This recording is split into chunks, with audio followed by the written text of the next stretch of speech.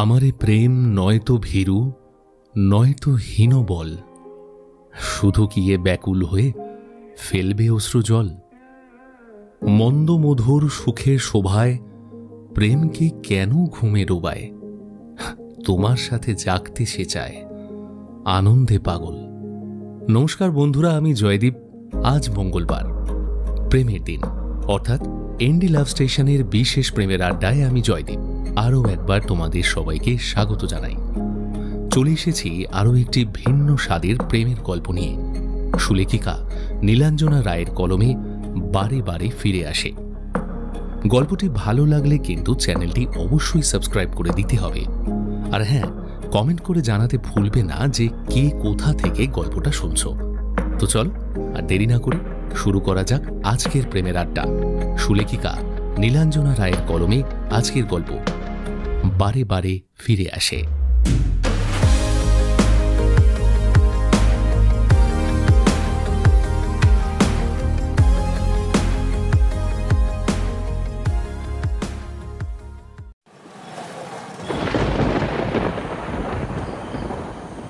আজ বাড়ি ফিরতে অনেক দেরি হয়ে যাবে। অটোর অপেক্ষায় দাঁড়িয়ে কথাটা ভাবে মধুছন্দা। তাতান সোনা দিদুনকে খুব জ্বালাবে আজকে খাবার নিয়ে। এই বিয়ের সিজনে প্রায় দেরি হয়ে যাচ্ছে বাড়ি ফিরতে মধুছন্দার। ছেলেটাকে সারাদিন সময় দিতে পারে না। প্রতীক আসাম থেকে শুধু টাকা পাঠায় আর দিনে দুবার ফোন করে। বাবা হিসেবে এটুকুই তার দায়িত্ব। আগে তাও মাসে একবার করে দুদিনে ছুটি নিয়ে আসত, এখন বছরখানে সেটাও করে না। দোষ গুণ সমালোচনা না করলেও এইভাবে সংসার ছেলে মানুষ হয় না, সেটা মধুছন্দা এখন খুব ভালো করেই বুঝতে পারে।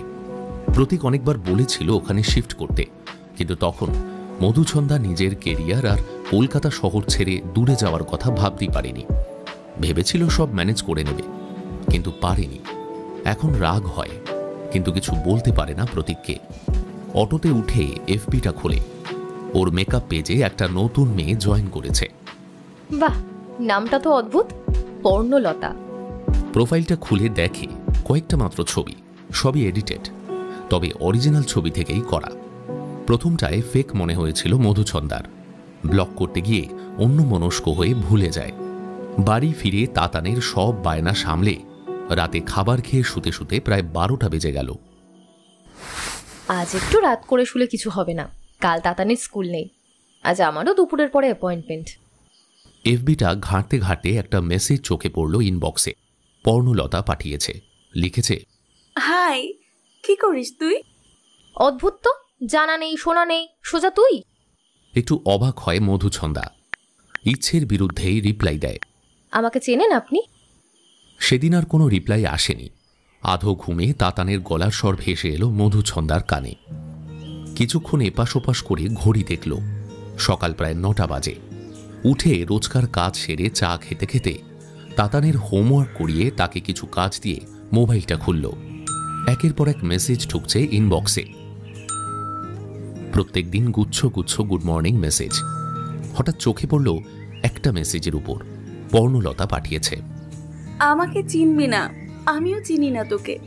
তুই করে বলছি, কারণ কি বলতো, বান্ধবীদের আমি তুমি বা আপনি করে বলতে পারি না। আমার মেকআপ শেখার শখ সেই স্কুলে পড়ার সময় থেকে, তাই তো জয়েন করেছি। তোর সাথে কিছু কথা বলতে চাই রে, টাইম পেলে রিপ্লাই করিস। একটু অদ্ভুত লাগলেও মধুছন্দার মনে হলো রিপ্লাই করাটা উচিত, তাই রিপ্লাই দিল। কথা বলে ভালোই লেগেছিল মধুছন্দার। ও না বললে মধুছন্দা বুঝতেই পারত না যে পর্ণলতা নারী হয়ে জন্মায়নি ওর বা ওদের মতো। আর 5টা মেয়ের মতোই মনে হয়েছে ওকে। প্রায় ওদের টুকটাক কথা হয় টেক্সটে, মাঝে মাঝে ফোনেও আড্ডা মারে। তাতানকে খুব ভালোবাসে ও। একদিন ওর সাথে কথা বলিয়ে দেয় মধুছন্দা। বন্ধুত্বের সময় গড়িয়ে বছর ঘুরে আসে। এদিকে প্রতীকের সাথে মধুছন্দার সম্পর্ক ঠিকঠাক যায় না। রোজই ফোনে কথা কাটাকাটি হয়। সামনে রবিবার তাতানের জন্মদিন, 8-এ পা দেবে। বাবা কবে আসবে বায়না করে রোজ রাতে শোবার সময় তাতান বলে মাকে।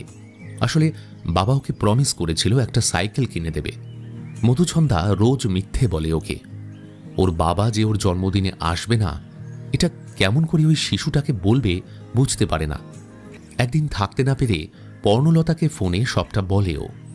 পর্ণলতা ওকে শান্ত করে, ওকে বোঝায়। মধুচন্দা অনেকটাই হালকা ফিল করে। জন্মদিনের 2 দিন আগে মধুচন্দা পর্ণলতাকে ফোন করে আর তাতানের জন্মদিনে আসতে বলে। পর্ণলতা কথা দিতে পারে না, শুধু বলে চেষ্টা করব। মধুচন্দা যেন কিছুটা আবেগে ভেসেই ওকে বলে, যদি বান্ধবী ভাবিস তাহলে আসিস, না হলে জানবো যে এফবিতে আর সব হয়, শুধু বন্ধুত্ব হয় না।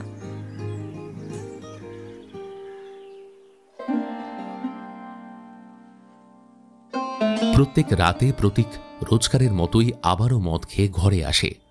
পর্ণ এ নিয়ে অনেকবার বারণ করেছে, ও কিছুতেই শোনে না। পর্ণকে প্রত্যেক দিন দেখলেও আজ যেন পর্ণ আরও গর্জিয়াস। শরীরের সুগন্ধিয়া রূপের জৌলসে সে পাগলের মতো রোজ ছুটে চলে আসে। পর্ণ যেন প্রত্যেক দিন আরও আকর্ষণীয় হয়ে উঠছে। কাম উত্তেজনায় ছটফট করতে করতে পর্ণকে কোলে তুলে বিছানায় ফেলে এক নিমেষে শরীর অনাবৃত করে যৌন রসাচ্ছাদন করতে থাকে। মিনিট 15 এই রমণক্রিয়ার নিষ্পত্তি হলে শরীরের সিঞ্চিত কামরসে পর্ণকে ভাসিয়ে দিয়ে পাশ ফিরে শুয়ে নিদ্রাচ্ছন্ন হয়ে যায় প্রতীক।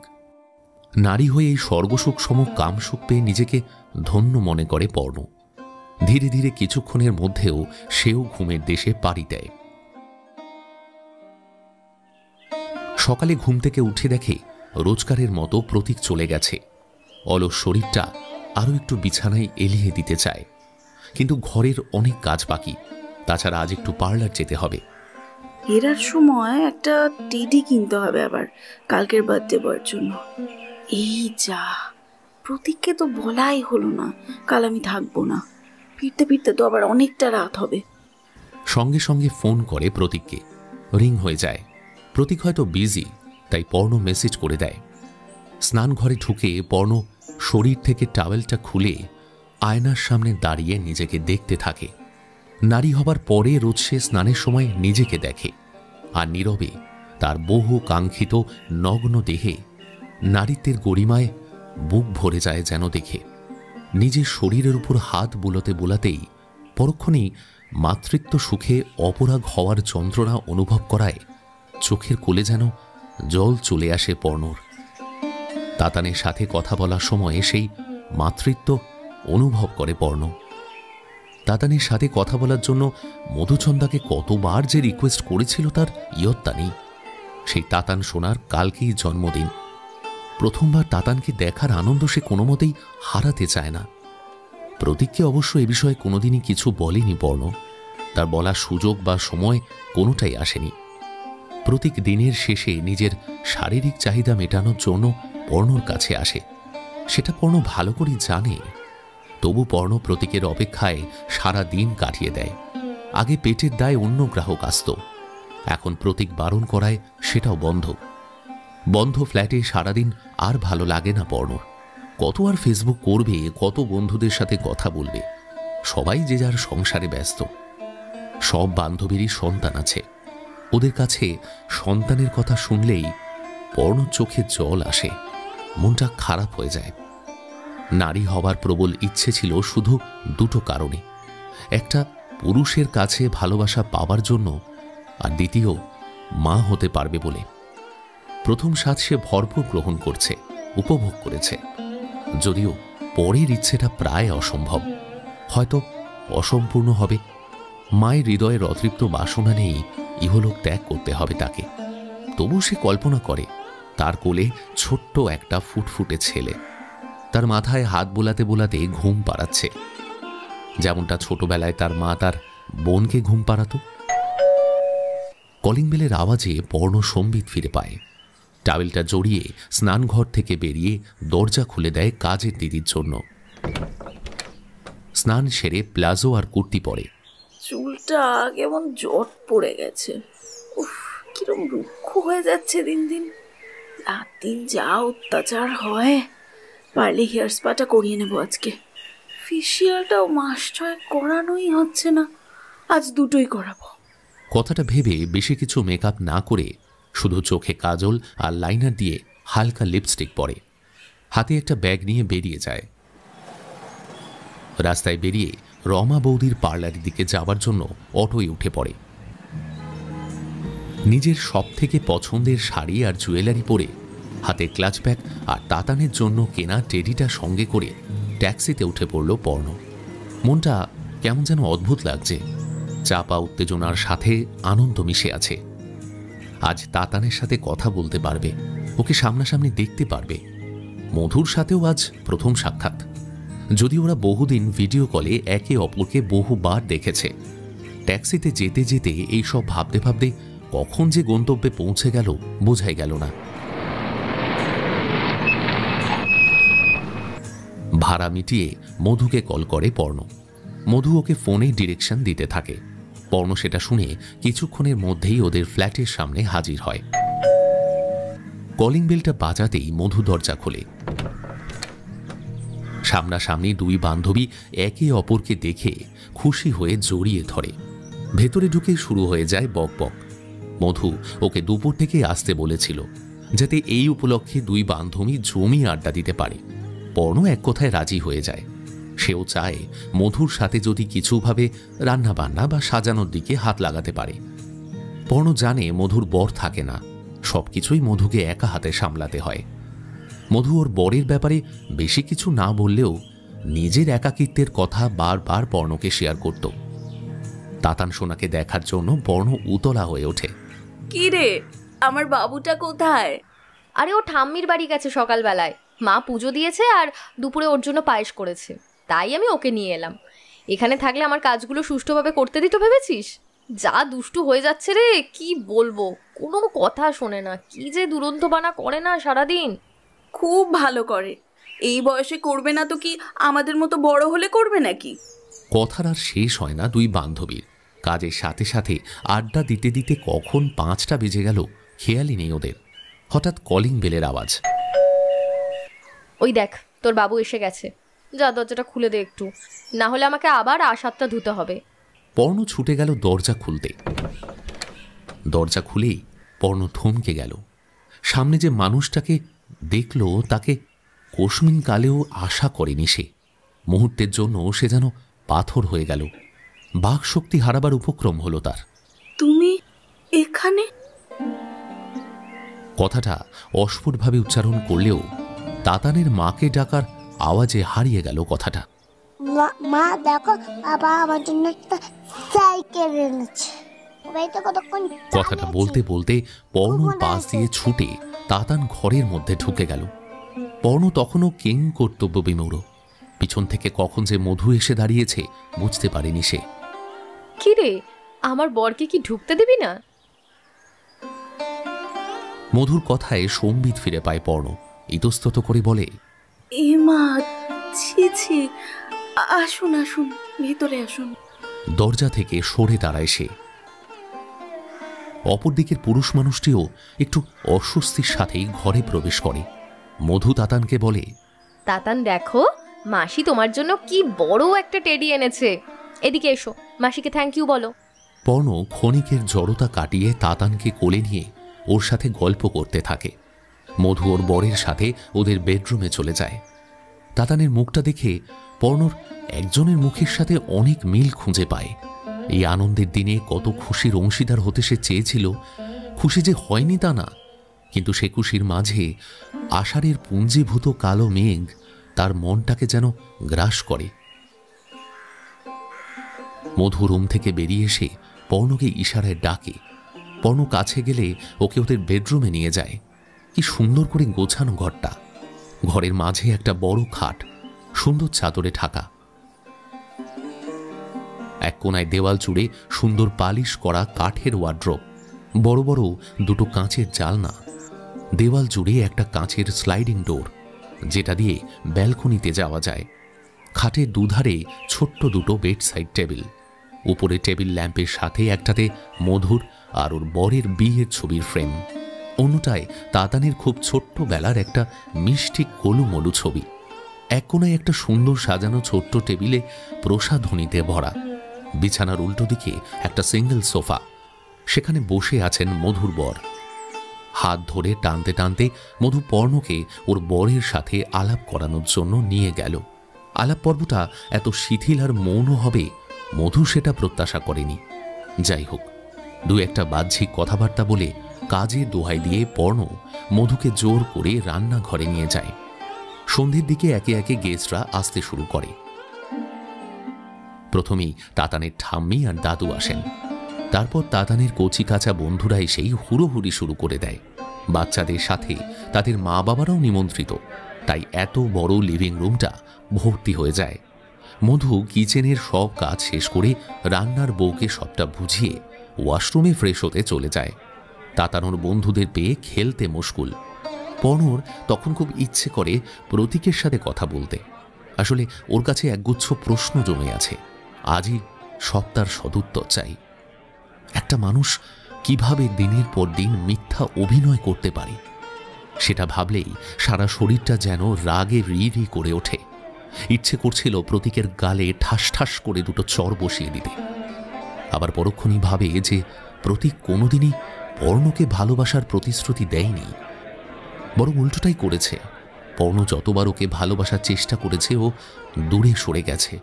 তবু কেন যে ও পাগলের মতো প্রত্যেক দিনই পর্ণর কাছে আসে সেটা পর্ণ বুঝতে পারে না।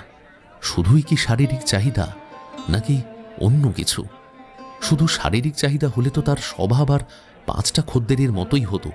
অথচ প্রতীক খুব যত্নবান, পর্ণর যাবতীয় খরচ মেটায়, আদর আবদার সবই প্রশ্রয় দেয়।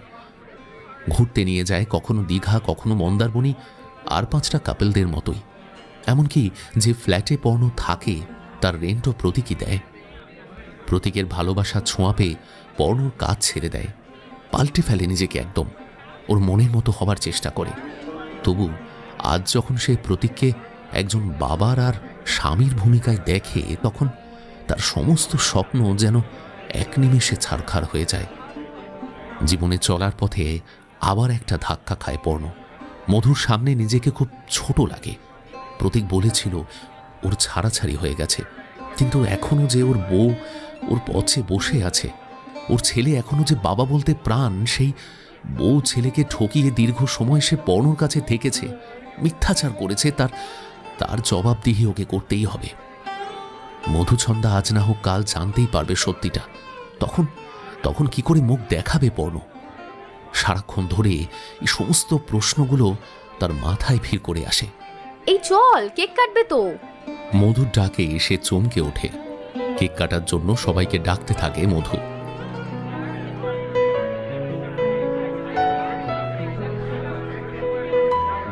কেক কাটা শেষ করে তাতান ওর বাবা আর মাকে কেক খাওয়ায়, পরে নিজেদের বাকি আত্মীয়দের খাওয়ায়। পর্ণ এক কোণায় দাঁড়িয়ে থাকে। মধু পর্ণকে ইশারা করে ডেকে এক টুকরো কেক মুখে দিয়ে দেয়। রাত অনেক হলো খাওয়া দাওয়া সারতে। সব গেস্টরা যাবার পরে 3 জন খেতে বসল। তাতার নতুন গিফট খুলতে ব্যস্ত দাদু ঠাম্মির সাথে।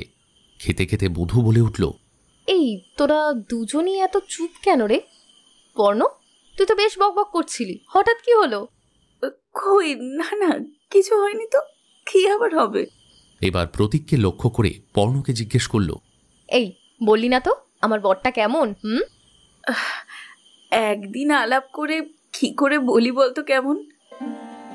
তবে বাইরে থেকে তো ভালো মানুষই মনে হচ্ছে, ভেতরে ডুব দিলে হয়তো জানা যাবে। যদিও অনেকের ভেতরে ডুব দিয়েও কিছু জানা যায় না। শেষের কথাটা তির্যক ভাবে প্রতীককে কটাক্ষ করে যে বলল, সেটা প্রতীক খুব ভালো করেই বুঝতে পেরেছে। থাক বাবা, আমার বরের ভেতরে ডুব দিয়ে তোর কাজ নেই। তুই বরং তোর সেই বয়ফ্রেন্ডের ভেতর বাইরে সব জায়গায় ডুব দিস। সংসার আর তাতানকে ঘিরে আরো অনেক কথাবার্তা চলল খাবার টেবিলে। খাবার শেষে মধু প্রতীককে বলে পর্ণকে ছেড়ে আসতে বলল। পর্ণ বারণ করল, ও চায় না আজকের দিনে প্রতীকের সাথে কোনো রকম বচসা হোক, তাই এড়িয়ে যেতে চাইল। কিন্তু অনেক রাত হওয়ায় কথা কাটতে পারল না কারো। তাতান আর মধুকে গুড নাইট উইশ করে গাড়িতে উঠল দুজন। গাড়িটা পর্ণ চেনা, গাড়ির ভেতরের পারফিউমটাও তার খুব পরিচিত। কতবারই গাড়িতে করে ঘুরতে গেছে দুজনে। এই গাড়িতেই নির্জন নিরিবিলি সন্ধেতে ওরা একাত্ম হয়েছে বহুবার। নিজের শরীরের প্রত্যেকটা ভাঁজে প্রতীককে আকৃষ্ট করেছে, ওর সব চাহিদা পূরণ করেছে। অথচ আজ সেই নিরিবিলি রাতের অন্ধকারে দুজন একদম বাকশূন্য। নীরবতা ভেঙে প্রতীক বলে উঠল, আমাকে ক্ষমা করে দাও মৃদুলা। এই নামটা ধরে এখন শুধু একজনই ডাকে, আর সেটা হলো প্রতীক। প্রতীকের জন্যই মৃদুলা আজ বেঁচে আছে, যদিও এই নামের অস্তিত্ব আজ আর নেই, থাকার কথাও না। জীবনের এতগুলো অধ্যায়, এ যেন একটা নভেল। রাগে আর কোনো উত্তর দিল না পর্ণ।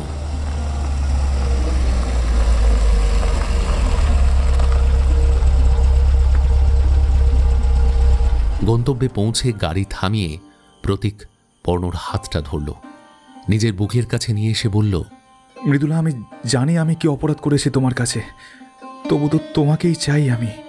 ভালোবাসা কাকে বলে আমি জানি না, তবে তবে এইটুকু জানি তোমাকে আমার প্রয়োজন। তুমি আছো বলেই আমি আমার জীবনটাকে নতুন করে গোছাতে শুরু করেছি। আমি জানি আমি তোমাকে আমার অতীত সম্পর্কে কিছুই বলিনি সেই রকমভাবে, কারণ বিশ্বাস করো, আমি ভেবেছিলাম আমার অতীত কোনোদিনও আমাদের বর্তমানকে সেরকমভাবে কোনো ক্ষতি বা প্রভাবিত করতে পারবে না। কিন্তু আমি ভুল ছিলাম মৃদুলা, খুব ভুল ছিলাম। আমি জানতাম না পৃথিবীটা খুব ছোট। তোমার সাথে আমার অনেক কথা আছে মৃদুলা, যা আমি কোনোদিনও হয়তো বলে উঠতে পারতাম না যদি না আজ এইভাবে আমাদের দেখা হতো। তুমি আমাকে একবার বলার সুযোগ দাও মৃদুলা, একবার। পর্ণর রাগ আর অভিমানে জর্জরিত মনটা প্রতীকের কোনো সম্ভাষণই মেনে নিতে পারছিল না। সে শুধু একটা কথাই বলল, অনেক রাত হয়েছে, তোমার বউ ছেলে তোমার জন্য অপেক্ষা করছে, বাড়ি যাও।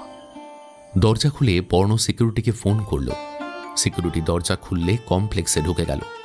অমাবস্যার অন্ধকারে রাতে চারিদিক নিশ্চুপ, শুধু দূরে পুকুরের কাছে জলার জায়গা থেকে ঝিঁঝি পোকা আর ব্যাঙের আওয়াজ শোনা যাচ্ছে।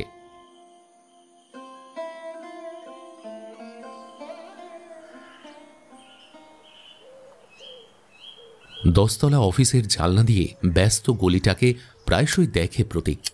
কাজের ফাঁকে সিগারেট ধরিয়ে গলিতে যাওয়া আসা করা লোকগুলোর ব্যস্ততা দেখতে দেখতে মাঝে মাঝে ক্লান্ত অনুভব করে। সবাই যেন ছুটে চলেছে। আজ হঠাৎ একটা দৃশ্য প্রতীক ভ্রু কুঁচকে অপলকভাবে তাকিয়ে রইল। গলির শেষ প্রান্তে একটা স্কুল ফেরত ছেলে সাইকেল করে যাবার সময় একই ইউনিফর্ম পরা একটা মেয়েকে কি যেন একটা চিঠির মতো দিয়ে জোরে জোরে প্যাডেল দিয়ে নিমেষের মধ্যে চলে গেল। মেয়েটি কিছু একটা হাত নাড়িয়ে বলার চেষ্টা করল। প্রতীক অবসাদ মনে হালকা একটা আনন্দ অনুভব করল। মনে পড়ে গেল সেই কলেজের দিনগুলোর কথা। কি পাগলামি না করত মধুর সাথে। একবার কাউকে কিছু না বলে মধুকে বাইকে করে মন্দারমণি নিয়ে গেছিল। হোটেলে সারা রাত কাটিয়েছিল দুজন। মধু তখন অন্যরকম ছিল। মধুর সবটাই ভালো লাগত প্রতীকের। ওর লম্বা চুলের গন্ধে কত যে কবিতা বানিয়েছিল তার ইয়ত্তা নেই। মধু কলেজে চুল বেঁধে আসত, সেই নিয়ে প্রতীকের সঙ্গে রোজ ঝগড়া। ও চাইতো খোলা চুলে আসুক মধুর সবসময় সেটা সম্ভব হতো না বলে রাগারাগি করত, যদিও সেই রাগারাগি বেশিক্ষণ স্থায়ী হতো না। প্রতীকের ইঞ্জিনিয়ারিং আর মধুর ইংরেজি অনার্স, দুজনের মধ্যে অনেক অমিল। তা সত্ত্বেও কেন যে সে সারা ইউনিভার্সিটি জুড়ে ওদের লাভ বার্ডস বলতো, সেটাই অবাক হবার বিষয়। তবে হ্যাঁ, একটা কথা সবাই বলতো, প্রতীক কোনোদিনই মধুকে ছেড়ে চলে যাবে না। They are truly made for each other. গ্র্যাজুয়েশনের পর মাস্টার্স করেছে মধু, আর প্রতীক ততদিনে ক্যাম্পাসিং করে একটা ভালো এমএনসিতে জব নিয়ে ব্যাঙ্গালোরে চলে যায়। যাবার আগে মধুকে বিয়ে করতে চেয়েছিল, কিন্তু মধু মাস্টার্স শেষ না করে বিয়ে করতে রাজি হয়নি। 2 বছর লং ডিস্টেন্স প্রেম, তারপরে ছাতনা তলায়। বিয়ের দিনে একটা ঘটনা আজ হয়তো অনেকের মনে থাকবে। বিয়ের শেষে বাসর ঘরে যাওয়ার সময় প্রতীক কোলে তুলে মধুকে নিয়ে গেছিল। সবাই সেটা দেখে কি হাসাহাসি না করেছিল। প্রতীক যে বউ পাগলা সেটা সবাই বুঝে গেছিল সেদিন। ভালোবাসার সেই দিনগুলো সত্যি খুব ক্ষণস্থায়ী। বিয়ে 2 বছরের মাথায় তাতান পেটে আসে। সেদিন মধু প্রথম মা হবার কথা প্রতীককে বলেছিল। প্রতীক সারা বাড়ি জুড়ে আনন্দে লাফালাফি শুরু করে দিয়েছিল।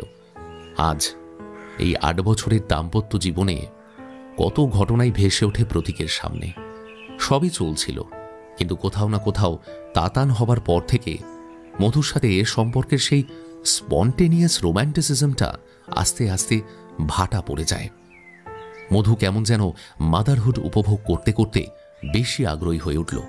প্রথম প্রতীক নিজের মনটাকে মানিয়ে নিয়েছে, কারণ তাতান তখন খুব ছোট ছিল, কিন্তু এখনো পর্যন্ত সেই একই অভিব্যক্তি মধুর। স্বামী স্ত্রীর শারীরিক মেলবন্ধন প্রায় তলানিতে ঠেকল। প্রতীকে নিয়ে মধুর সাথে কথা বলতে গেলেই বচসা হয়ে যায়। এমনকি বহুদিন ঝগড়া, চিৎকার, চেঁচামেচিও হয়েছে। মধুর জগৎ শুধু তাতানকে ঘিরে। হাজব্যান্ড নামক একজন কেউ যে তার জীবনে আছে এটাই ও ভুলে গেছে। প্রতীকের হয়তো কিছুটা দোষ ছিল, যেটা ও আজ বুঝতে পারে, কিন্তু তখন সেও একরোখা হয়ে গেছিল। রোজ কিছু না কিছু নিয়ে ওদের মধ্যে অশান্তি হতো।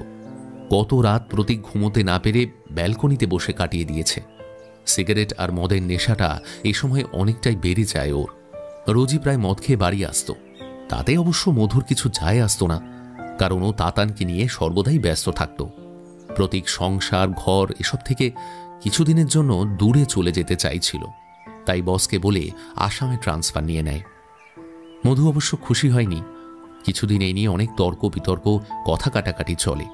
শেষে মধু আর কিছু বলে না, কারণ ওর পক্ষে আসামে গিয়ে থাকা এই মুহূর্তে পসিবল ছিল না। যে সম্পর্ক ভালোবাসা দিয়ে শুরু হয়েছিল, সেই সম্পর্ক তিক্ততার চরমে পৌঁছানোর আগে কিছুদিনের বিরতি টানল দুজন। প্রতীক মাসে মাসে টাকা পাঠায়, আর সময় সুযোগ পেলে দুদিনের জন্য আসে শুধুমাত্র তাতানের টানে।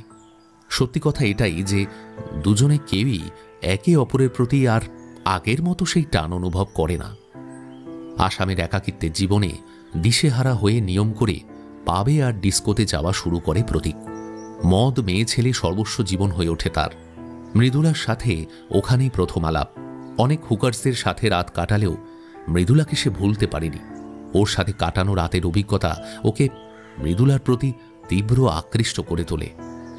মৃদুলার খোঁজে রোজ ওই পাবে আসতে থাকে, কিন্তু মৃদুলার খোঁজ পায় না আর।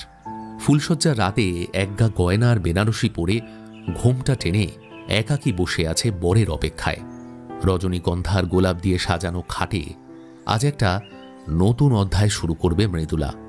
কিছুক্ষণ পরেই দরজা খোলার আওয়াজ পেয়ে নড়ে চড়ে বসল সে। বুকের ভেতরটা কেমন যেন করতে থাকলো। হৃৎপিণ্ডটা জোরে জোরে কাঁপতে লাগলো। খুব কাছে এসে সে যেন ওর ঘুমটা সরিয়ে জোরে জোরে নাম ধরে ডাকতে লাগলো। মুখটা আবছা। কিছু বুঝে ওঠার আগেই খুব চেনা গলা ভেসে এলো। অনিচ্ছাকৃতভাবে চোখ খুলে দেখল শেফালি ডাকছে।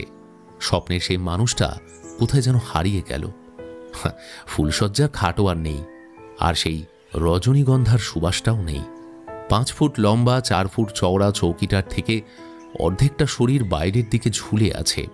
মাথার বালিশটা ঘুমের ঘড়ি কখন যে নিচে পড়ে গেছে খেয়ালই করেনি সে।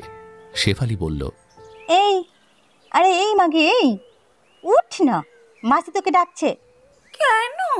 সে বুড়ির আবার আমাকে কি দরকার? আমি তো রোজকার হিসেব রোজ মিটিয়েই দিই। পাশ ফিরে শুয়ে কথাটা বলল মৃদুলা। জানি না রে কিসের জন্য ডাকছে, আমি না বলতে পারবো না। শুধু বলল খুব দরকার, তুই যেন এক্ষুনি যাস। এই শোন, বেশি দেরি করিস না, হ্যাঁ? অন্তত একবার দেখা করে তারপর যত ইচ্ছে তুই ঘুমাস। কেন রে ডেমনি? আমি ঘুমোলে তোর খুব মজা, তাই না? আমার খদ্দেরগুলো সব হাতাতে চাইছিস না? দিনরাত মারিও আশ মিটছে না না রে তোর? খবরদার বলছি, আমার বাবুদের দিকে যদি নজর দিয়েছিস না, তোর খাল আমি খিচে নেব রে খানকি। আমার উপরে যত চিল্লানে চিল্লেনে, হ্যাঁ? মাসির কাছে তো বেজা বেড়াল হয়ে থাকিস। শোন, আমার না অত দুর্দিনও এখন আসেনি যে একটা ছক্কার খদ্দের ভাঙিয়ে খেতে হবে। নেহাত মাসির হাত মাথায় আছে তাই, না হলে তোকে এই পাড়া ছাড়া করতে না আমার 2 দিনও টাইম লাগতো না, বুঝলি? ইচ্ছে কোথাকার সালা। কথাটা বলতে বলতে শেফালি বিদ্যুতের গতিতে ঘর থেকে বেরিয়ে গেল। মৃদুলা অনেক কিছু বলতে পারত, কিন্তু ও এখনও স্বপ্নের ঘরে আছে। কত পুরুষের সাথে রোজ যে সে শোয়ে, কিন্তু ফুলশয্যা রাতে বরের আদরের আর ভালোবাসার জন্য আজও সে কাঙাল। কিরে, শেফালিকাকে বলেছিস তুই? হ্যাঁ? পান চিবোতে চিবোতে রুবিনা মৃদুলাকে একটু কড়া ভাষাতেই বলল, পারো না মাসি, তুমি তো ওকে চেনো। তিল থেকে তাল করে বলাও স্বভাব। আচ্ছা, তাহলে তোদের মধ্যে চিৎকার শুনলাম কেন? আমি যতই বুদ্ধি হয়ে যাই, আমার চোখ কান সব সময় সজাগ, বুঝলি মাগি? ছি ছি মাসি, তুমি কোথায় বুড়ি হয়েছো? এখনো ঘরে খদ্দের ঢোকাতে পারবে তুমি? মাসির এখনো হেভি ডিমান্ড। আরে শোন, আমাকে মস্কা মেরে লাভ নেই আছে। তোকে নিয়ে অনেক শিকায়ত শুনতে হচ্ছে আমাকে।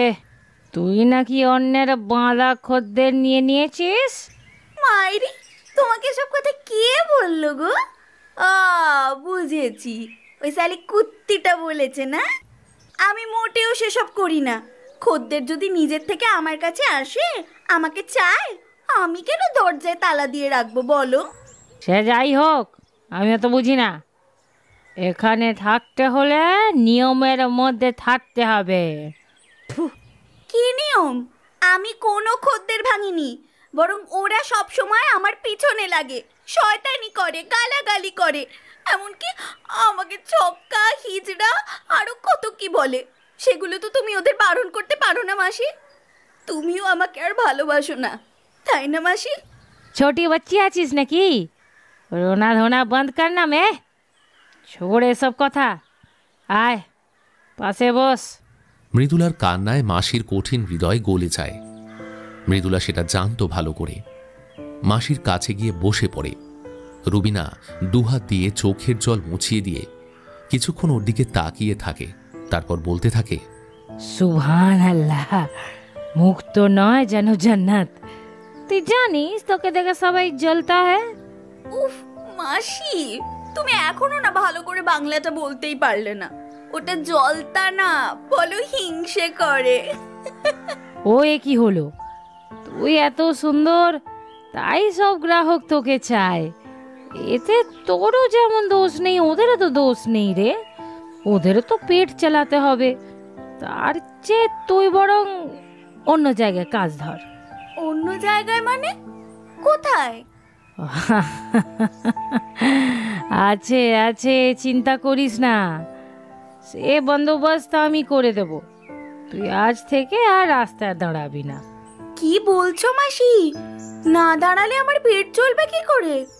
বলছি না চিন্তা মত কর, চিন্তা করিস না। আমি যতদিন বেঁচে আছি তোর খাওয়া পড়ার অভাব হবে না। শুধু যেটা বললাম করিস। আমি যতদিন না বন্দোবস্ত কিছু করছি, তুই রাস্তায় দাঁড়াবি না, একদম নেই। আর খদ্দের ঢোকাবি না। নিজের ঘরে এসে চিন্তায় পড়ে যায় মৃদুলা। 1 বছর আগেই অপারেশন করিয়ে পুরুষ থেকে নারী হয়েছে সে। অনেক খরচ হয়েছে। যদিও মাসি সিংহভাগ ধার দিয়েছে, কিন্তু সেই ধার শোধ দিতে না পারলে কি করবে ও? তারপর ওষুধ, প্রসাধনী এসব তো আছেই। খদ্দের না ঢোকালে কি করবে ও? হাজার একটা প্রশ্ন মাথায় ভিড় করতে থাকে। এখনো ভাতটা বসানো হয়নি, কিছু ইচ্ছে করছে না। রাতের কাপড় চোপড়গুলো কাঁচা হয়নি, শরীরটাও এঁঠো হয়ে আছে। ভোর অবধি খদ্দের ছিল তো, গা ঘিনঘিন করলেও স্নান করার শক্তি ছিল না। বালতি, সাবান, শ্যাম্পু নিয়ে কলপারে চলে যায়। সেখানে ইতিমধ্যেই ভিড় জমে গেছে। ওর আগে 3-4 জনের লাইন, তাদের মধ্যে শেফালিও আছে। ওকে দূর থেকে আসতে দেখে পাশে দাঁড়িয়ে থাকা জ্যোতিকে কি যেন বলে। জ্যোতি ওর দিকে তাকিয়ে হেসে ফেলে। মৃদুলা খুব ভালো করে বুঝতে পারে এখানে সবাই ওকে হিংসে করে, হাসাহাসি করে ওকে নিয়ে। খুব খারাপ লাগে ওর। অথচ এরাই কত আপন করে নিয়েছিল ওকে যখন ও প্রথম এসেছিল। তখন তো মেয়েও হয়নি পুরোপুরি। যাই হোক, কারোর সাথে সেরকম কিছু কথা না বলে চুপচাপ মাথায় শ্যাম্পু করে সাবান ঘষতে থাকে। নারী হবার তীব্র বাসনা চরিতার্থ করার জন্য আজ এই নারী শরীরটাকে পসরা করে প্রতি রাতে বিক্রি করে মৃদুলা। কি যে প্রাপ্তি বোঝে না সে, শুধু বই বেড়ায় নিজের নারী হবার অভিশাপ। ভগবান হয়তো ওকে নারীদের জ্বালা যন্ত্রণার সাথে পরিচয় করাতে চায়, আর বোঝাতে চায় নারী শরীর পেলেই নারী হওয়া যায় না। নারী হতে গেলে অনেক কিছু সহ্য করতে হয়, ত্যাগ করতে হয়, আর সর্বোপরি নারীর এই শরীরটাকে সম্মান দিতে জানতে হয়। অথচ এই নারী শরীরটাকেই প্রত্যেক দিন মৃদুলা অসম্মানিত করে চলেছে, মিথ্যা মরীচিকার দিকে ভ্রান্ত পথিকের মতো ছুটে চলেছে। 5 তারা হোটেলের লন্ড্রি রুমে আপাতত থাকার ব্যবস্থা হয়েছে মৃদুলার। দিনের দিকে হাউসকিপিং আর রাতে কাস্টমার সার্ভিস। সারা মাসের একটা নির্দিষ্ট মাইনে ছাড়াও কাস্টমার সার্ভিসের আলাদা টাকা। সব মিলিয়ে বেশ ভালোই রোজগার এখন মৃদুলার। রুবিনা মাসি সত্যি আগের জন্মে মৃদুলার নিজের মা ছিল, না হলে অন্যের জন্য আজকাল কেউ এতটা করে না। মাসির সাথে রোজ দুবেলা কথা বলে মৃদুলা, সবকিছু বলে ওকে। সময় সুযোগ পেলে মাসিকে দেখতে যায় মৃদুলা। মাসির পছন্দের জর্দা আর আতর নিয়ে গেছিল প্রথম রোজগারের টাকায়। মাসি এখন ওর একমাত্র আপন। নিজের মায়ের মুখ মনে পড়লেই অভিমান মিশ্রিত রাগে ভেতরটা কেমন করে ওঠে মৃদুলার। আজও সেই দিনটা ভুলতে পারে না সে। তখনও মৃদুলা ছোট ছিল। ছোট থেকেই ওর মধ্যে নারী সুলভ আচরণ বেশি ছিল বলে লোকে ওকে টোন টিটকিরি করত। বড় হয়ে ওকে বিভিন্ন নামে সবাই ডাকা শুরু করল। নিজের সাথে লড়াই, সমাজের সাথে লড়াই, ঘরের সাথে লড়াই, সব মিলিয়ে জীবনটা অতিষ্ঠ হয়ে গেল। মায়ের কাছে রোজ বকা, বাবার কাছে মারধর নিত্যদিনের সঙ্গী ছিল ওর।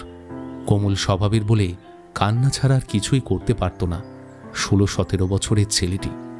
ছোট থেকেই খেলনা বাটি খেলতে ভালোবাসত। পাড়ার টনিমা, সুমনা, তুলি, ইন্দ্রাণী সবার সাথে ওর ভাব ছিল। কোয়েড স্কুলে ওরা একসাথে সবাই কম বেশি একই ক্লাসে পড়ত, যার ফলে বন্ধুত্ব ছিল অটুট। টিফিনে বংশীদার আলু কাবলি, ইতিহাস পিরিয়ডে মিসের নজর এড়িয়ে লাস্ট বেঞ্চে সানন্দা ম্যাগাজিনের চিঠিপত্রের পাতা পড়ার উদ্দীপনা, 5 বান্ধবী মিলে শীতের দুপুরে নদীর চরে খিচুড়ি, ডিম ভাজার চড়ুই ভাতি, সবই যেন এই সেদিনের ঘটনা। তনিমা, সুমনা ওরা সবাই কোথায় হারিয়ে গেল। কতবার ভেবেছে বাড়ি যাবার কথা, কিন্তু ভয় হয়। মায়ের সামনে দাঁড়াতে ইচ্ছে করে, দেখাতে ইচ্ছে করে নিজেকে, বলতে ইচ্ছে করে, মা দেখো এটাই আমি। এতদিনে আমার অন্তর বাহির একাকার হয়ে গেছে মা। এতদিনে আমি আমার অস্তিত্ব ফিরে পেয়েছি। আমার আমিকে আমি খুঁজে পেয়েছি। আমি মিথ্যে তোমার ছেলে হয়ে বাঁচতে পারিনি মা। হঠাৎ কলিং বেলের আওয়াজ। চোখে জল মুছে দরজা খুলে দেখে কস্তুরী দাঁড়িয়ে। কি রে, রেডি হসনি এখনো? ভেতরে ঢুকতে ঢুকতে বলল কস্তুরী। এই হচ্ছে রে। কথাটা বলেই ওয়াশরুমে ঢুকে যায় মৃদুলা। কস্তুরী বাইরে থেকে বলে ওঠে, তোর খোঁজে একটা হেভি হ্যান্ডু ছেলে এসেছে, সে নাকি তোকেই চায়। কে রে মালটা? তুমি কার কথা বলছো বুঝতে পারছি না ঠিক। মৃদুলা ভেতর থেকে বলে ওঠে। মনে মনে ভাবতে থাকে, এই কয়েকদিনে অনেকেই তো এসেছে, কিন্তু তেমন কাউকে তো মনে পড়ছে না যে শুধু আমার জন্য আসতে পারে। রুম নাম্বার 308-এ কলিং বেল টিপে বেশ কিছুক্ষণ দাঁড়িয়ে থাকতে হলো মৃদুলাকে। প্রায় 5 মিনিট পরে দরজা খুললে মৃদুলা দেখল সামনে একজন বছর 30-এর যুবক খালি গায়ে শর্টস পরে দাঁড়িয়ে আছে। ক্লিন শেভ করা হলেও হালকা সবুজ দাড়ির আভা, বুক ভর্তি লোম, হাইট 6 ফুটের মতো, গায়ের রং ফর্সা। মৃদুলা প্রথম দেখাতেই একটা অদ্ভুত আকর্ষণ অনুভব করল। এর আগে অনেক পুরুষের সঙ্গে অন্তরঙ্গ হয়েছে, কিন্তু এমন পুরুষালী চেহারা সেই আগে কখনো দেখেনি। ভেতরে আসুন। কথাটা বলেই লোকটা দরজার পাশে সরে দাঁড়ালো। এমনই একজন পুরুষের স্বপ্নই তো রোজ সে দেখত। আজ সেই স্বপ্নের পুরুষটিকে খদ্দের হিসেবে পেয়ে খুব ভালো লাগলো ওর। কিন্তু পরক্ষণেই এরকম একজন কাঙ্ক্ষিত পুরুষকে সারা জীবনের সঙ্গী হিসেবে না পাওয়ার তাড়না মনটাকে একটু বিষাদময় করে তুলল। তবে মুখে কৃত্রিম হাসি নিয়ে শরীরী ভাষায় সেই মানুষটাকে প্রলুব্ধ করার কোনো ত্রুটি রাখল না মৃদুলা। কিন্তু অদ্ভুতভাবে এই প্রথমবার কোনো পুরুষ তার শরীরকে স্পর্শ না করে প্রথমে তার সঙ্গে কথা বলতে আগ্রহী হলো, তার সম্পর্কে জানতে চাইল, তার ইচ্ছেগুলো, তার ভালো লাগা, খারাপ লাগা, সমস্ত কিছু নিয়ে। অদ্ভুত ভালো লাগা শুরু হলো মৃদুলার। হয়তো তার মনের মানুষটা তার মনের খোঁজ পেতে চাইছে। হৃদয় স্পর্শ করা কোনো পুরুষ মানুষ তার জীবনেই প্রথম। মন খুলে মৃদুলা সব বলতে লাগলো তাকে। সে মানুষটিও সবকিছু শান্তভাবে শুনতে লাগলো। কখন যে ভোর হয়ে গেল টেরই পেল না দুজনে। দিনের আলো ফুটতেই মৃদুলা নিজেকে বিন্যস্ত করে নিজের রুমে আসার জন্য রেডি হলো। যদিও আজ তার শরীর, সাজ, বস্ত্র ছিন্ন অবিন্যস্ত আলুথালু হয়নি, একই রকম আছে। সারা রাত একটা ঘোরের মধ্যে ছিল সে। একটা অদ্ভুত ভালো লাগা নিয়ে নিজের রুমে ফিরে এলো। আসার আগে খুব ইচ্ছে করছিল মানুষটাকে একবার জড়িয়ে ধরে বলতে যে আজ সে প্রথম সম্মানের সাথে নিজের শরীর সমর্পণ করতে পেরেছে। আজ তার শরীরকে মাংসাশী প্রাণীর হাতে ছিন্ন ভিন্ন হতে হয়নি। তার চোখের কাজল আর মুখ কালিমালিপ্ত করেনি। বরং তার ঠোঁটের রক্তিমাভায় তার সোহাগী মুখমণ্ডল এক যৌবন তৃষ্ণায় তৃপ্ত নারীর কামরসে সিঞ্চিত হয়ে পরিতৃপ্তি লাভ করেছে। সেদিন ক্ষণে ক্ষণেই তার কথা মনে পড়েছে মৃদুলার। কি যেন নাম বলেছিল? নিজের মনেই বলে ওঠে সে। মনে পড়েছে, প্রতীক নাম ওর। কলকাতায় বাড়ি, এখানে কর্মসূত্রে মাসখানেক হলো এসেছে। একটা বড় কোম্পানিতে চাকরি করে, সংসার সুখের না। বউ ডিভোর্স চেয়ে একমাত্র সন্তানকে নিয়ে বাপের বাড়িতে থাকে। গত উইকেন্ডে পাবে আমাকে দেখে আমার খোঁজে হোটেলে এসেছে, শুধু আমার সাথে পরিচয় করবে বলে। যদিও তখন জানতো না যে মৃদুলা একজন এসকর্ট গার্ল। জানার পরেও আমার প্রতি কোনো বিরূপ প্রতিক্রিয়া হয়নি প্রতীকের। তবে মৃদুলা কখনোই ভাবেনি যে সেই মানুষটা আজ আবার ওর জন্য ছুটে আসবে। ওকে আজ কাছে পেয়ে মৃদুলার মনটাও উতলা হয়ে ওঠে। ওর স্পর্শ সুখ মৃদুলার সারা জীবনের গ্লানি দূর করে দেয়। নারী হবার সার্থকতা খুঁজে পায় সে। এমনি করে দেখতে দেখতে কেটে যায় একটা মাস। মৃদুলা প্রতীকের প্রেমে পড়ে যায়। ওকে ঘিরে স্বপ্ন দেখতে শুরু করে সে। প্রতীকের কাছে অনেক আবদার করে সে। প্রতীকও ওর কাছে এসে শান্তি পায়। মধুর কঠিন হৃদয়ের আঘাত মৃদুলার আবেগ মনের ছোঁয়ায় উপশম হতে থাকে। দেখতে দেখতে দুজনই দুজনের কাছে দুর্বল হয়ে পড়ে। প্রতীকের পছন্দ হয় না মৃদুলার কাজ। মৃদুলা সংসারের স্বপ্ন দেখে, আর প্রতীক সেই স্বপ্নের ফেরিওয়ালা হয়ে ওকে রাঙিয়ে যায়। মৃদুলাকে নারীত্বের চরম সম্মানে নিজের ঘরে নিয়ে আসে প্রতীক। মৃদুলা প্রতীকের স্ত্রী হতে না পারলে ওর সাথে সংসার নামক খেলনা বাটির লোভ সামলাতে পারেনি। তাই একই ফ্ল্যাটে প্রতীকের সাথে দিন যাপন করতে পেরে নিজেকে ধন্য মনে করে সে। সংসারের অলিক সুখ অনুভব করে সে সব ভুলে যায়। জীবনের এক নতুন অধ্যায় শুরু করে সে। রুবিনা মাসিকে সব কথা বলায় প্রথমটাই কিন্তু কিন্তু করলেও মৃদুলার খুশিতে সেও খুব খুশি হয়। অনেক আশীর্বাদ করে সে। যাবার আগে একটা কথা বলে সে। বেটি, একটা কথা বলবো, শুনবি? বলো মাসি, আজ তুমি যা বলবে শুনবো। পারলে তোর মায়ের আশীর্বাদ নিয়ে আসিস। সুখী হবি রে লড়কি, সুখী হবি। আমি আমার মায়ের আশীর্বাদ নিয়েছি, এই তো নিলাম আবার। মৃদুলা রুবিনার পা ছুঁয়ে কথাটা বলে ওঠে। আরে দূর পাগলি, আমি বলছি তোর নিজের মায়ের কথা। তার আশীর্বাদ নিয়ে আসিস পাগলি, দেখবি মা খুশি হবেন। এই বুড়িকে যদি একটু ভালোবাসিস, একটু কথা শুনিস, বুঝলি? মাসি চলে যায়। মৃদুলা রান্নাঘরে গিয়ে প্রতীকের পছন্দের খাবার তৈরি করতে তৎপর হয়। প্রতীক আজ কলকাতা থেকে 7 দিন পরে ফিরছে।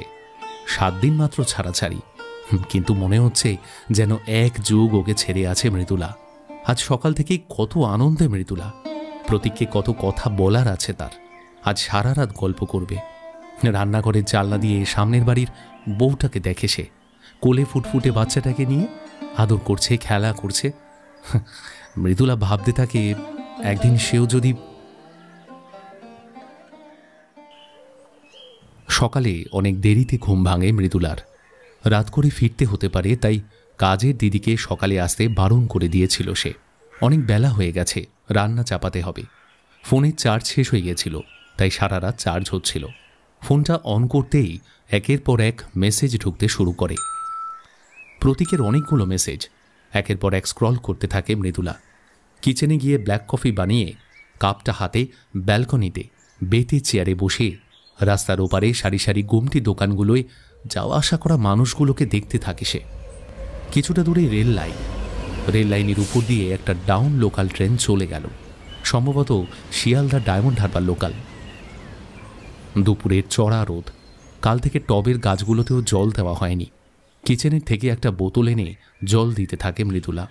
হঠাৎ কলিং বেলের আওয়াজ। এই সময় আবার কে এলো? দিদিকে তো 3টের পরে আসতে বলেছি আজকে। ভাবতে ভাবতেই দরজাটা খোলে মৃদুলা। সামনে প্রতীক দাঁড়িয়ে, হাতে একটা বিগ শপার। মৃদুলা কিছু না বলে দাঁড়িয়ে থাকলো। প্রতীক ঢুকলে ও দরজাটা বন্ধ করে আবার ব্যালকনিতে গিয়ে গাছে জল দিতে থাকলো। মধু তোমার জন্য কিছু খাবার আর মিষ্টি পাঠিয়েছে, এগুলো কি ফ্রিজে রেখে দেব? আপনি তো দেখছি আপনার বউয়ের ভালোই আজ্ঞাবাহক। থাক, আপনার আর কষ্ট করে করতে হবে না, আমি ব্যবস্থা করে রেখে দেব। ডাইনিংয়ের ওপর রেখে দিন। মৃদুলা বিদ্রুপের সাথেই বলল কথাটা। তুমি হঠাৎ আমাকে আপনি করছো কেন? প্রতীক খাবারটা টেবিলে রেখে ব্যালকনিতে গিয়ে মৃদুলাকে নিজের কাছে টেনে বলল কথাটা। মৃদুলাও ওর চোখে চোখ রেখে বলল, কেন, কিছু ভুল বলেছি? একজন অপরিচিত মানুষকে তো আপনি করেই সম্বোধন করে, সেটাই তো জানি। আমি অপরিচিত? কি যা তা বলছো তুমি? তুমি কি পাগল হয়ে গেছো? হ্যাঁ, আমি তো পাগলই। না হলে কখনো একজন বিবাহিত এক সন্তানের বাবার সাথে সংসার করার স্বপ্ন দেখি? সত্যি আমি পাগল। আর শুধু পাগল না, একটা আস্ত বোকা। কি সব বলছো তুমি? তোমার কি হয়েছে বলো তো? আমি তো বলছি আমি তোমাকে সবটা বলতে পারিনি, কারণ আমি তোমাকে হারাতে চাইনি। আমি জানতাম কোনো মেয়েই একজন বিবাহিত পুরুষের সাথে ঘর বাঁধবে না। বিশ্বাস করো, আমি সব বলতাম তোমাকে, তুমি একবার বিশ্বাস করো। কিন্তু আমি বলে উঠতে পারিনি। আমি শুধু এই জন্য বলতে পারিনি যে আমি ভয় পেতাম যে তুমি পাছে আমাকে দূরে সরিয়ে দাও। আমি তো দূরেই সরে গেছি গো। তোমাদের সুখের সংসারে আমার কোনো জায়গা নেই। কাল দেখোনি, তাতানার মধু তোমাকে পেয়ে কত খুশি ছিল। আমি তো সেখানে অবাঞ্ছিত। অন্তরে জমে থাকা অভিমান ফুলকু ধারার মতো অশ্রুরূপে বেরিয়ে এসে ওষ্ঠ স্পর্শ করে চিবুক হয়ে মাটিতে ফোঁটা ফোঁটা পড়তে লাগল। প্রতীকও বিভ্রান্ত হয়ে এক দৃষ্টিতে এক অন্য মৃদুলাকে দেখতে লাগল। শক্ত করে আরও কাছে টেনে নিয়ে জড়িয়ে ধরল। মৃদুলাও প্রতীকের বজ্রবাহুর আশ্রয়ে ভালোবাসার বেষ্টনীতে নিজেকে আরও আষ্টে পৃষ্ঠে জড়িয়ে নিল। অশান্ত হৃদয়ে যৌবনের উচ্ছল ঢেউয়ে কিছুটা স্বস্তি পেল। নিজের মধ্যে প্রতীকের সবটা গ্রহণ করে আবারও নিজেকে প্রতীকের কাছে সমর্পণ করল। ন্যায় অন্যায়, ভুল ঠিক সব কিছুর ঊর্ধ্বে হলো ভালোবাসা, আবেগ, আকাঙ্ক্ষা, যৌন তৃপ্তি। আজ দুজনেরই মনে হলো তারা একে অপরের পরিপূরক। দুজনেই দুজনের প্রতি সমান দুর্বল। হয়তো এই দুর্বলতাই তাদের সম্পর্ককে আরও সুদৃঢ় করে তুলেছে। এই দুর্বলতার জন্যই যখন প্রতীকের আবার কলকাতায় ট্রান্সফার হলো, তখন নিজের সাথে মৃদুলাকে কলকাতা আনতেই সে এক মুহূর্ত চিন্তা করেনি। সোনারপুরে সস্তায় একটা ফ্ল্যাট ভাড়া করে মৃদুলাকে নিয়ে ওঠে। তাতানের জন্য মন খারাপ করলেও কিছু করার ছিল না ওর। আর তাছাড়া তাতানকে মধু রোজ ওর মায়ের কাছে পাঠিয়ে কাজে বেরিয়ে যেত। রাত করে ফিরলে দিদুনের কাছেই থেকে যেত। মধু কখনো সম্পর্কটাকে ঠিক করার তাগিদ নেয়নি। নিজের প্রফেশন আর সন্তানের ভবিষ্যৎ, এই দুইয়ের মাঝে তাদের দাম্পত্য জীবন যে ছারখার হয়ে যাচ্ছে সেদিকে তার খেয়ালই ছিল না। প্রতীকের জীবনে মৃদুলা মরীচিকায় মরুদ্যানের মতো ভ্রান্ত পথিককে যেন আশ্রয় দিয়েছিল। আবার তাকে বাঁচতে শেখায়, সে ভালোবাসতে শেখায়। তবুও প্রতীক ওকে তাতানের কথা বলতে পারেনি। হয়তো তাতান বা মধুর কথা ইচ্ছে করেই ভুলে থাকতে চেয়েছিল, কারণ মনে পড়লে বিবেকের দংশনে প্রতিনিয়ত জ্বলতে থাকত। তবু পিতৃ হৃদয়ে তাতানের মুখ ভেসে এলেই ছুটে চলে যেত সে। মৃদুলাকে প্রথম মিথ্যে বলতো। কখনো বাবা মায়ের শরীর খারাপ, কখনো বাড়ির কাজ, এইসব অজুহাত নিয়ে চলছিল। কিন্তু কলকাতায় আসার কথা বেশি দিন সে মধুর কাছে লুকিয়ে রাখতে পারেনি। তাই মধু জানার পর থেকে সোনারপুরে রোজ সে আসতে পারত না। মৃদুলা রাগ করত, কিন্তু প্রতীকের কিছু করার ছিল না। মৃদুলা রাগ ভাঙাতেই নিত্য নতুন উপহার দিত সে। তবু মেয়েদের মন শুধু প্রাণের মানুষটার সঙ্গই পেতে চায়। প্রতীক তাই অফিস ফেরত বিছানায় সুখবিলাস শেষে মধুর কাছে চলে যেত। আর সপ্তাহান্তে সে মৃদুলার কাছে সোনারপুরে থাকত। আচ্ছা শোনো, তুমি তো বলেছিলে না তোমার বউ নাকি তোমাকে ডিভোর্স দিয়েছে আর তোমার ছেলেকে নিয়ে অন্য জায়গায় থাকে? ও, এবার বুঝেছি। তাই তুমি মাঝে মাঝে বাড়ি চলে যেতে আর আমাকে বলতে বাবা মা অসুস্থ। কেন এরকম করলে তুমি আমার সঙ্গে? বলো না কেন? আমি তোমার কি ক্ষতি করেছি? এত কিছু লুকোনোর তো কিছু ছিল না। আমি তো সব জেনে শুনে তোমার সঙ্গে থাকতে চেয়েছিলাম। কিন্তু সত্যি কথা বলতে কি বলো তো, আমি না কারোর সংসার ভাঙতে চাইনি, আর কোনো দিনও সেটা চাইবও না। মধু আমার খুব ভালো বন্ধু, আর তাতানকে আমি খুব ভালোবাসি।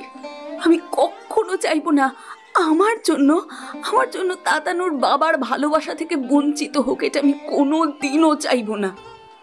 কথাটা খুব দৃঢ়তার সাথে বলল মৃদুলা, কিন্তু পরক্ষণেই চোখের কোলে জল চলে এলো। প্রতীককে জড়িয়ে ধরে কাঁদতে কাঁদতে বলে উঠল, আমি তোমাকে খুব ভালোবাসি, আমি কিভাবে তোমাকে ছেড়ে থাকবো? প্রতীক ওর মাথায় হাত বুলিয়ে আশ্বস্ত করে বলল, আমি কোথাও যাচ্ছি না রে পাগলি। কিন্তু এভাবে বেশি দিন চলতে পারে না প্রতীক।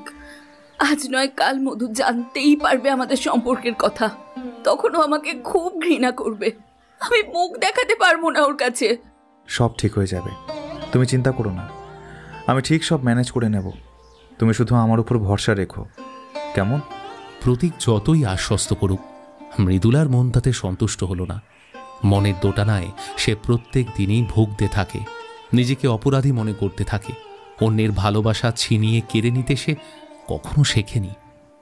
না না, এটা ঠিক হচ্ছে না, ঠিক হচ্ছে না, এটা কিছুতেই ঠিক হচ্ছে না।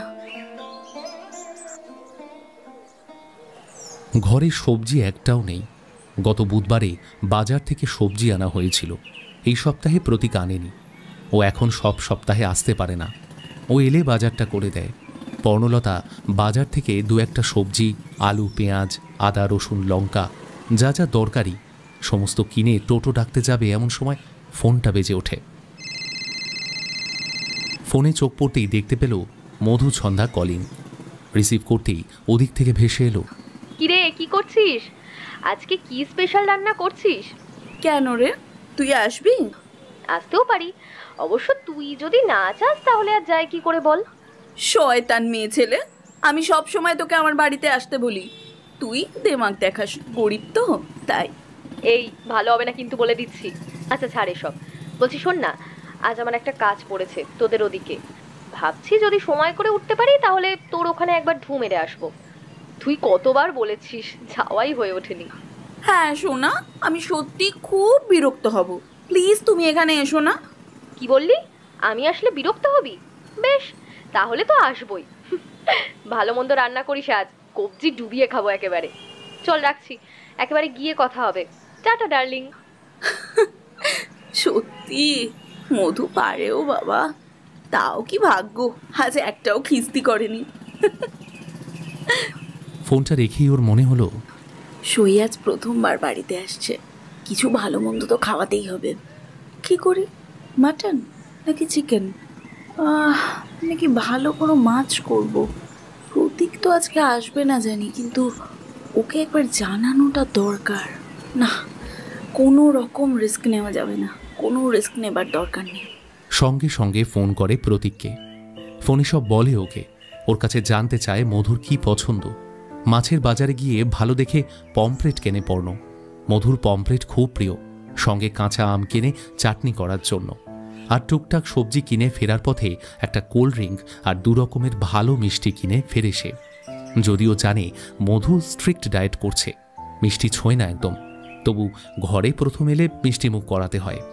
বাড়ি ফিরে কাজে লেগে গেল পর্ণ। ঘর গোছাতে গোছাতে দেরি হয়ে যায়। কিচেনে গিয়ে মাছটাকে ভালো করে ধুয়ে নুন হলুদ মাখিয়ে রেখে দেয়। সবজি কেটে সব জোগাড় করতেই প্রায় 1টা বেজে যায়। একটা একটা করে সব কিছু রান্না করে, ভাত, মুগের ডাল, আলু পোস্ত আর পমফ্রেটের কালিয়া, শেষ পাতে আমের চাটনি। সব শেষ করতে প্রায় 2:30টা বেজে যায়। স্নান সেরে একটা ভালো দেখে সুতির ছাপা শাড়ি পরে পর্ণলতা একবার ঘরের চারিদিকে চোখ বুলিয়ে নেয়, পাছে প্রতীকের কোনো নিদর্শন না পায় মধু। সবকিছুই ঠিকঠাক গোছানো। খাবার টেবিলে খাবারগুলো সাজিয়ে রাখে সে। কাঁচের গ্লাস ধুয়ে ট্রেতে করে রেডি করে রাখে, যাতে ও এলেই কোল্ড ড্রিঙ্ক দিতে পারে। ঘড়ির কাঁটা তখন প্রায় 3:30। মধু ফোন করে জানতে চায় বাড়ির লোকেশন। ফোনে বলে দিলেও পর্ণ নিজে রাস্তার মোড়ে চলে যায়। মধু আজ ওর মতো একই ধরনের একটা সিল্কের শাড়ি পরে এসেছে। একটা লং সিল্কের টাসেল কানের, শাড়ির রঙের সঙ্গে ম্যাচিং, গলায় একই ধরনের নেকলেস, হাতে multi colour fabric base metal bracelet, কাঁধে একটা হোপো ব্যাগ। একটু হেভি মেকআপ করেছে আজও, বাইরে সাধারণত করে এরকম। 2 বান্ধবী কথা বলতে বলতে ঘরে ঢোকে। সুন্দর গোছানো একটা রুমের ছোট্ট ফ্ল্যাটটা দেখে মধুর খুব পছন্দ হয়। কোল্ড ড্রিঙ্ক খেতে খেতে অনেক কথা হয় দুজনের, কথার আর শেষ নেই। 4টে বাজতে যাচ্ছে দেখে পর্ণলতা বলে, এই অনেক দেরি হয়ে গেল রে, তুই হাতে মুখে একটু জল দিয়ে নে, আমি ততক্ষণে খাবারটা বাড়ি। খাবার টেবিলে এত সব পদের রান্না দেখে মধু বলে ওঠে, কি করেছিস ডার্লিং? এত কিছু কেন করতে গেলি ভাই? তুই কি একেবারেই সব খাইয়ে দিতে চাইছিস? এত কিছু কি আবার করলাম? এই তো কয়েকটা পদ রে। তুই আজ প্রথম এলি, এক তরকারি ভাত দি তোকে, কেমন করে দি বলতো? মধু এক একটা খাবার খাচ্ছে আর পর্ণকে প্রশংসায় ভরিয়ে তুলছে। এই তোর বয়ফ্রেন্ডের কি খবর? সে মালটা কোথায়? থাকে না এখানে? তুই কিন্তু এখনো ওর ছবি দেখালি না। দেখাতে কোনোদিনও পারবো না রে সই। মনে মনে বলে পর্ণ, একটু অন্য মনস্ক হয়ে যায়। খাওয়া শেষে ব্যালকনিতে দাঁড়িয়ে ওর গাছগুলোকে দেখায় পর্ণ। ও ড্রেসিং টেবিলে টুকটাক সাজার জিনিস, শোকেসে সাজানো বেতের জিনিস, দেওয়ালে টাঙানো বিহু ড্যান্সের একটা পোর্ট্রেট। দারুণ লাগছে সই তোর সাজানো সংসার দেখে। তোরা বিয়ে করবি না? মধু বলে ওঠে। এরকম প্রশ্ন আশা করেনি পর্ণ। থতমত খেয়ে বলে, বিয়ে? না না, বিয়ের কোনো চান্স নেই রে আপাতত। কি জানি না কি হবে। কেন রে? কার সমস্যা, তোর না তার? সমস্যা কারোরই না, মানে ওই আর কি। করে নে সই, পারলে করে নে। তবে দেখিস সেই মানুষটা যেন তোকে না ঠকায়। আজকাল কাউকেই আর বিশ্বাস করা যায় না। সন্ধ্যের দিকে মধু চলে গেল। বেশ ভালোই কাটলো আজকের দিনটা, যদিও সকাল থেকে একটুও বসতে পারেনি পর্ণ। তবুও বান্ধবীর সাথে কথা বলে মনটা ভালো হয়ে যায়। মধু খুব ভালো মনের মানুষ, খুব স্ট্রেট ফরওয়ার্ড, মুখের কোনো লাগাম নেই, সত্যি কথা মুখের উপর বলে দেয়। প্রতীক আবার অন্যরকম। কিভাবে ওরা প্রেম করে বিয়ে করে এটাই ভেবে পায় না পর্ণ। হয়তো প্রকৃতির এটাও একটা খেলা, সম্পূর্ণ ভিন্ন ধরনের দুজনকে একে অপরের প্রতি আকৃষ্ট করে অজান্তেই।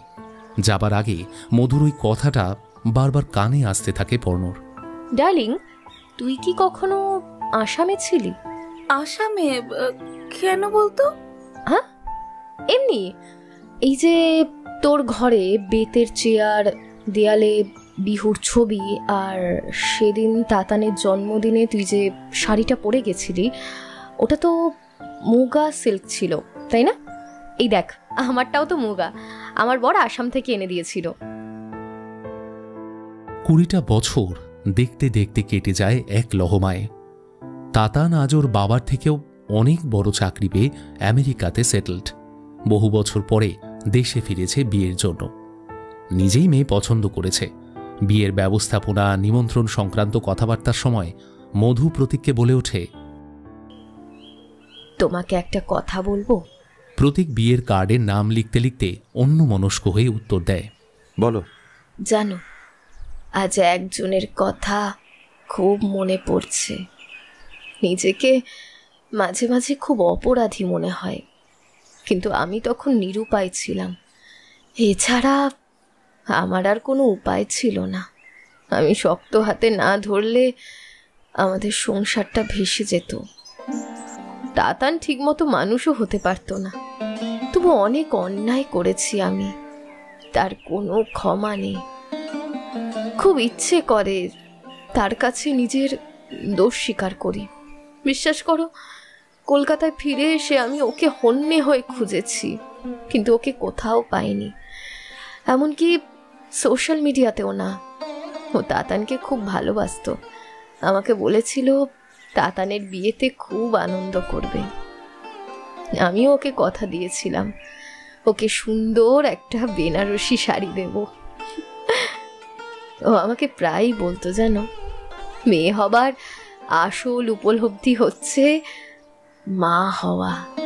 আর বেনারসি পরে কনের সাজে ফুলশয্যার রাতে বরের অপেক্ষায় বসে থাকা। প্রত্যেক নারীর জীবনে এই দুটো মুহূর্ত না অবিস্মরণীয়। সংসার, স্বামী আর সন্তানের জন্য কাঙাল ছিল মেয়েটা। কার কথা বলছো তুমি? প্রতীক এবার মুখ তুলে মধুর দিকে তাকিয়ে কথাটা বলে, কার কথা বলছি তুমি বুঝতে পারছো না?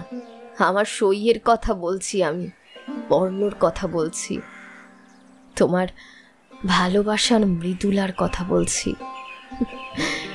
সব ভুলে গেছো নাকি ন্যাকামো করছো? সহ্য, ওকে ওকে খুঁজে বের করতেই হবে, না হলে আমি শান্তি পাবো না। আমি সারা জীবন ওর কাছে ছোট হয়ে থাকতে পারবো না। এমনিতেই তোমার আমার সংসারে ভালোবাসার কোনো স্থান ছিল না। মৃদুলাকে তুমি কোনোদিনই ভুলতে পারোনি প্রতীক। সে তুমি যতই নাটক করো, স্ত্রী হিসেবে আমি প্রতিনিয়ত সেটা অনুভব করি। আমি কিছু বলিনি তাতানের মুখ চেয়ে। আমি জানতাম তুমি কখনোই আমাকে আর আগের মতো ভালোবাসতে পারবে না। স্ত্রী আর মা হিসেবে শেষ চেষ্টা করেছিলাম নিজের সংসারটাকে বাঁচাতে। মা হিসেবে হয়তো সফল হয়েছি, কিন্তু স্ত্রী হিসেবে আমি সত্যিই মৃদুলার কাছে পরাজিত। প্রতীক এক দৃষ্টিতে মধুর দিকে তাকিয়ে শুনছিল কথাগুলো। এটুকু বলল, এতে কারোর দোষ নেই মধু, আমরা সবাই পরিস্থিতির শিকার। কিসের পরিস্থিতিতে একটা বারবনিতার আশ্রয় নিয়েছিলে? লজ্জা করে না? তুমি যত নষ্টের গোড়া। মেয়েদের প্রতি বরাবর তোমার দুর্বলতা ছিল। আমি আমি অনেক ভুল ভেবেছি পর্ণকে। আমার খালি একটাই প্রশ্ন, ওর কাছে না হোক, অ্যাটলিস্ট আমাকে সত্যি কথাটা বলতে পারতে। যাই হোক, আমাদের পর্ণকে খুঁজে বের করতেই হবে। তুমি প্লিজ একটু চেষ্টা করো। দেখছি বলে সিলিংয়ের দিকে তাকিয়ে গভীর চিন্তায় মগ্ন হয়ে যায় সে। মৃদুলাকে সেও বহুবার খোঁজার চেষ্টা করেছে, মধুকে না জানিয়ে। কতবার আসামে গেছে পুরনো সেসব জায়গায়, কিন্তু মৃদুলাকে কোথাও পায়নি সে। এত বড় পৃথিবীতে কোথায় খুঁজবে তাকে? বেঁচে আছে তো? কথাটা মনে আসতেই মুখটা ফ্যাকাশে হয়ে যায় প্রতীকের। বড় ভালোবাসত মৃদুলা প্রতীককে। সংসার করার স্বপ্ন দেখত সে। কত কষ্ট করেছে জীবনে, কত কত লড়াই করেছে সবার সাথে, অথচ প্রতীক ওকে প্রতারণা করেছে। হয়তো কোনোদিনই ভালোবাসতে পারেনি। সত্যি বড় অন্যায় করেছে সে, অনেক দোষের দোষী। ওর ইচ্ছেও করছিল মৃদুলার কাছে করজোরে ক্ষমা চাইতে আর বলতে, মৃদুলা, মৃদুলা, আমার কিছু করার ছিল না। তুমি কেমন আছো মৃদুলা? আমার মনের অবস্থা ভালো না। সেই সানডেতে আমি সোনারপুরে যেতে পারিনি, কারণ তাতান আমার সঙ্গে মুভি দেখার প্ল্যান করেছিল। তোমাকে ফোনে সেটা বলেওছিলাম যে আমি নেক্সট উইকে যাব। তাতানের সাথে খেলার সময় কোনো একদিন আমার মুখ ফসকে তোমার নামটা বেরিয়ে যায়। আমি তখন বুঝিনি কথাটা এত দূর গড়িয়ে যাবে। মধু রবিবারে তোমার ওখান থেকে আসার পর আমার সাথে একটা ইম্পর্টেন্ট কথা নিয়ে আলোচনা করবে বলে। প্রথমটায় আমি কিছু বুঝতেই পারিনি। তারপর তোমার ব্যাপারেও অনেক কথা বলে। তারপর হঠাৎ আমাকে জিজ্ঞাসা করে, মৃদুলা কে? তাতান পর্ণকে মৃদুলা বলছে কেন? সব থেকে বড় কথা, আমি পর্ণকে চিনি কিনা। তোমার জন্য কেনা মুগা সিল্ক শাড়িটার মতো আর একটা শাড়ি আমি মধুর জন্য কিনে এনেছিলাম সেই আসাম থেকে ফেরার সময়। এখন সোনারপুরে আসামের জিনিসপত্র আর একই রকম শাড়ি, তার উপর তাতানের মুখে মৃদুলার নাম, এসব শুনে বুদ্ধিমান মেয়ের দুয়ে দুয়ে চার করতে অসুবিধা হয় না। আমাকে কনফ্রন্ট করাতে আর তাতানের দিব্যি দেওয়াতে সত্যি কথাটা আমি বলে ফেলি মৃদুলা, কারণ আমি আমি আমি সত্যি নিরুপায় ছিলাম, একদম নিরুপায়। মধু আমাকে অপশান দিয়েছিল, হয় তাতান না হয় তুমি। কি করব বলো? বাবা হয়ে যে আমি তাতানকে ভুলতে পারবো না। কি করে পারি সেটা? কিন্তু মৃদুলা, আমি তোমাকেও ভুলতে পারিনি। আমি জানি আমি তোমাকে সব কিছু বলে উঠতে পারিনি। আমার বলা উচিত ছিল, কিন্তু আমি পারিনি। আমি আমি মধুর চাপে বলতে পারিনি কিছু। ও আমাকে জোর করে ব্যাঙ্গালোরে প্রজেক্ট জয়েন করতে বলে। পরের দিনে ও নিজের আর আমার ফোন নাম্বার ব্লক করে দেয়। অন্য সিম নিয়ে আমরা 3 দিনের মধ্যে ব্যাঙ্গালোর চলে আসি। তারপর বছরখানেক সেখানেই ছিলাম। সেখান থেকে আবার তারপর দিল্লি চলে যাই। আমি এফবিতে অন্য আইডিতে তোমাকে স্টক করতাম, কিন্তু পরিচয় দিতে পারিনি। কি করে দেব আমি বলো? আমার সাহসই হয়নি। কিছুদিন পরে তোমাকে আর এফবিতে পাইও নি মৃদুলা। অনেক পরে একটু সামলে তোমার খোঁজে কলকাতায় এসেছি, কিন্তু কোথায় পাবো তোমাকে? তোমাকে একা এই শহরে রেখে আমি কাপুরুষের মতো চলে গিয়েছিলাম। সত্যি সত্যিই আমি নরাধম, মহা পাপ করেছি আমি। আমি জানি আমি যা করেছি তা ক্ষমার অযোগ্য। তোমার কথা একটুও ভাবিনি। কি করে তোমার দিন চলবে? তোমার ঘর ভাড়া, খাওয়া খরচা, এসব তুমি কোথায় পাবে? সঞ্চিত যা কিছু সবই তো নিজের অপারেশনের পিছনে খরচ করে দিয়েছিলে। আর যে সময় তোমার পাশে থাকার কথা, আমি সেই সময় তোমাকে আবার একা ছেড়ে চলে যাই। আমি জানি মৃদুলা, আমি জানি আমি ক্ষমার অযোগ্য অপরাধ করেছি। মৃদুলা, তোমাকে খুব দেখতে ইচ্ছা করছে মৃদুলা, খুব ইচ্ছা করছে। নিজের মনের মধ্যে কত স্মৃতি ভেসে আসে প্রতীকের।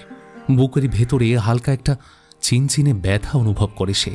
মধু হঠাৎ বলে ওঠে, আচ্ছা, একবার আসামে গেলে কেমন হয়? আমার কেন জানি না মন বলছে ও ওখানেই আছে। প্রতীক বলতে গিয়েও পারল না যে সে বহুবার সেখানে ওর খোঁজে গিয়ে ব্যর্থ মনোরথে ফিরেছে। তবুও স্ত্রীর কথা না ফেলতে পেরে রাজি হয়ে যায় শেষ চেষ্টা করতে। দুজনেই মানবিকতার তাড়নায় মৃদুলার খোঁজে আসাম যাবার প্রস্তুতি নেয়। কিন্তু সত্যি কি মৃদুলার দেখা পাবে? মৃদুলা কি আদৌ বেঁচে আছে, নাকি এই জ্বালা যন্ত্রণাময় পৃথিবী ছেড়ে অনন্ত পথের সাথী হয়ে কোথাও হারিয়ে গেছে? যে হোটেলে সে প্রতিদিন মৃদুলার খোঁজে ছুটে ছুটে আসত, সেই হোটেলের নামটা অনেক কষ্ট করে মনে করে প্রতীক। আসামে এসে প্রথমেই সেই হোটেলে মধুকে নিয়ে যায় সে। এই 20 বছরে অনেক কিছুই পাল্টে গেছে। বাইরে রিসেপশনে একটা বড় টিভি, সেখানে হোটেলের ইনফরমেশন ভিডিও প্রেজেন্টেশন চলছে। হোটেলটা এখন ছোটোখাটো একটা রিসর্টে পরিণত হয়েছে। ফ্রন্ট অফিসে কম বয়সী দুটি মেয়ে শাড়ি পরে দাঁড়িয়ে রয়েছে, গেস্টদের ওয়েলকাম করছে। একটু কাছেই বছর 30-এর ছিপছিপে চেহারার একটি যুবক, কোটটাই পরা, দাঁড়িয়ে অন্য 3 জন স্টাফদের কী সব বোঝাচ্ছে। মাঝে মাঝে প্রতীকদের দিকে আর চোখে তাকাচ্ছে। মধু মেয়ে দুটির সামনে যেতেই ওরা ওয়েলকাম জানিয়ে বুকিং আইডি জানতে চাইল। মধু তখন ওদের আসার উদ্দেশ্য বুঝিয়ে বলায় ওরা ঘাড় নেড়ে উত্তর দিল যে ওরা এই বছর খানেক হলো জয়েন করেছে, পুরনো কাউকেই ওরা চেনে না। সামনে যে ছেলেটি দাঁড়িয়ে কথা বলছিল ওকে স্যার বলে সম্বোধন করে ডাকল। ছেলেটি কিছু পরেই ওদের সামনে এলে প্রথম মেয়েটি সব কিছু বুঝিয়ে বলল। ছেলেটির বাঁদিকে বুকের উপরে নেম প্লেট, তার ডেজিগনেশন লেখা, নাম সোমনাথ বড়ুয়া, হোটেলের ম্যানেজার। ছেলেটিও বছর 5 জয়েন করেছে, তাই ওরও পুরনো কাউকে চেনার কথা না। কি করা যাবে, 2-1 বছর তো নয়, 2 যুগ পরে পৃথিবীটা আমূল পরিবর্তন হয়েছে যে। এত বড় জায়গায় মৃদুলাকে কোথায় আর খুঁজবে তারা? অনেকটাই আশাহত হয়ে বাইরের দরজার দিকে ফিরে গেল। হঠাৎ পেছন থেকে ওই স্টাফদের মধ্যে একজন বয়স্ক লোক স্যার বলে ডাক দিল। প্রতীক থেমে পেছন ফিরে তাকাতেই ভদ্রলোক এগিয়ে এসে বললেন, আপনি কি কাউকে খুঁজছেন? প্রতীক ঘাড় নাড়ল, তারপর মৃদুলার ফটো মোবাইল থেকে দেখালো। ভদ্রলোকটি ওখানে বহুদিন ধরে মালির কাজ করছেন। মৃদুলার ছবি দেখতেই লোকটির চোখ দুটো বড় হয়ে গেল, পরক্ষণেই কেমন ছোট হয়ে গেল মুখটা। কাঁপা গলায় বলে উঠল, মৃদুলা ম্যাডাম? হ্যাঁ হ্যাঁ, মৃদুলা। আপনি তাকে চেনেন? আপনি জানেন ও কোথায় আছে এখন? শেষ কবে দেখেছেন তাকে? কোনো খবর দিতে পারবেন ওর? উত্তেজিত হয়ে একসাথে এতগুলো প্রশ্ন করে উঠল প্রতীক। কোথাও যেন কালো মেঘের মাঝে অস্ফুট একটা হালকা সোনালি আভা দেখতে পেল সে। মনের মধ্যে অদ্ভুত একটা আনন্দ অনুভব করল। কিন্তু পরক্ষণেই লোকটি মাথা নেড়ে বলল যে সে ওকে সেই 20 বছর আগে শেষ দেখেছিলেন। তখন প্রতীকের সব আনন্দ উদ্দীপনা এক লহমায় শেষ হয়ে গেল। আশার প্রদীপটা একেবারে নিভে গেল যেন। মনটা আরও ভারাক্রান্ত হয়ে গেল। ফিরে আসতেই যাবে এমন সময় লোকটি আবার বলে উঠল, কস্তুরী ম্যাডাম হয়তো ওনার কিছু খবর জানতে পারে, কারণ ওরা দুজন খুব ভালো বন্ধু ছিল। কিন্তু কস্তুরী ম্যাডাম তো অনেক দিন হলো কাজ ছেড়ে দিয়েছেন। কোথায় থাকেন সেটা বলতে পারবো না, তবে হোটেলের একটা হাউসকিপিং স্টাফ রজ্জু, ও হয়তো বলতে পারে ওর ব্যাপারে, কারণ ওরা দুজনই এক জায়গার মেয়ে। রজ্জুর খোঁজ করে জানা গেল ও আজ কাজে আসেনি, তবে ওর স্টাফ কোয়ার্টারটা হোটেল সংলগ্ন। সোমনাথ ছেলেটি খুব ভালো আর ভদ্র। ও বলাতে একটা হাউসকিপিং স্টাফ ওদের রজ্জুর ঘর দেখিয়ে দিল। রজ্জু ঘরেই ছিল সে সময়। পুরো ব্যাপারটা বলল মধু। রজ্জু কস্তুরীকে খুব ভালো করে চেনে। কস্তুরী এখন কোথায় থাকেও বলতে পারল না, তবে কস্তুরীর ফোন নাম্বার ওর কাছে আছে, যদিও বহুদিন ওদের কথা হয়নি। কস্তুরীর ফোন নাম্বার নিয়ে প্রতীক সঙ্গে সঙ্গে ডায়াল করে। কিন্তু ভাগ্যের কি নিদারুণ পরিহাস, ও প্রান্ত থেকে ভেসে আসে যে নাম্বারটা সুইচ অফ। প্রতীক সব আশা ছেড়ে দেয়। মধুও মনমরা হয়ে হোটেলে ফিরে যায়। মৃদুলাকে পাবার শেষ আশাটাও শেষ হয়ে যায়। ভালোবাসার মানুষকে এতদিন দূরে সরিয়ে রেখেছে, আজ যখন আবার তাকে কাছে পাওয়ার একটা ক্ষীণ আলো উদয় হলো, তখন মনের মধ্যে একটা বিদ্যুতের ঝলকানি খেলে যায়। মন বলে ওকে পেলে এই 20 বছরের জমানো ভালোবাসায় ভরিয়ে দেব। আজ সে মধুর কোনো কথাই সে শুনবে না। আজ আর কোনো অপশানই সে রাজি হবে না। আজ আর তার কোনো দায় নেই। স্ত্রী পুত্রের সব দায়িত্বই সে নিয়েছে একদিন। মিথ্যে সংসারে সে 25টা বছর কাটিয়ে দিয়েছে। ভালোবাসাকে বিসর্জন দিয়ে ভালোবাসার মানুষটাকে খুন করে, হ্যাঁ খুনই তো, পৃথিবীতে সে বেঁচেছিল, কিন্তু মন থেকে সে মানুষটাকে সে মৃত ভেবেছিল। তার জীবন থেকে মানুষটাকে নিশ্চিহ্ন করে দিয়েছিল। কত রাতে ঘুমাতে পারিনি সে। মৃদুলা কতবার তার স্বপ্নে এসে তাকে জড়িয়ে ধরতে চেয়েছে, কিন্তু স্বপ্নেও সে মৃদুলার হাত ছাড়িয়ে মধুর এক ইশারায় চলে গেছে। আজ যদি সে একবার মৃদুলার দেখা পায়, সেও সোচ্চারে বলবে যে মৃদুলা, আমিও তোমাকে খুব ভালোবেসেছিলাম। হোটেলে ফিরে এসে রিটার্ন টিকিট কাটতে যাবে প্রতীক। এমন সময় ওর ফোনটা বেজে উঠল। তাকিয়ে দেখে কস্তুরী ফোন করছে। এক মুহূর্তের জন্য থমকে যায় প্রতীক। এখনো আশা আছে, মৃদুলাকে পাবার আশা এখনো শেষ হয়ে যায়নি। কলটা রিসিভ করতেই ভেসে এলো এক মহিলার গলা। কাপ নাম্বার পাবা আহিছিল এই ফোন? প্রতীক তৎক্ষণাৎ বলে ওঠে, আপনি কি কস্তুরী বলছেন? মহিলা বললেন, প্রতীক তখন নিজের পরিচয় দিয়ে বলল, আমি শুনেছি আপনি মৃদুলার খুব ভালো বান্ধবী। ওর কোনো খোঁজ দিতে পারবেন আপনি? আসলে আমরা অনেক আশা নিয়ে ওর জন্য এসেছি। ওর ব্যাপারে আপনি যদি কিছু জানেন প্লিজ আমাকে বলুন, ওকে আমাদের খুব প্রয়োজন। কিছুক্ষণ কোনো প্রত্যুত্তর এলো না। তারপর মহিলা এবার বাংলায় বললেন, মৃদুলার সাথে আমার অনেকদিন কোনো যোগাযোগ নেই, আর ও কোথায় থাকে সেটা আমি জানি না। প্রতীক কিছু বলে ওঠার আগেই ফোনটা কেটে দিল মহিলা। মধু কিছুক্ষণ পরে প্রতীকের ফোন থেকে ফোন করল। রিং হয়ে গেল, কেউ ধরল না। কিছুক্ষণ পরে কস্তুরীর ফোন এলো। মধু নিজের পরিচয় দিয়ে বলল, মৃদুলার ওপর আমরা অনেক অন্যায় করেছি। ও আমার খুব ভালো বন্ধু ছিল, কিন্তু আমি সেই বন্ধুত্বের সম্মান রাখতে পারিনি। ওকে ভুল বুঝে আমি অনেক খারাপ কাজ করেছি। ওকে অসহায় অবস্থায় আমার হাজবেন্ড ছেড়ে দেয় আমার কথা মতো।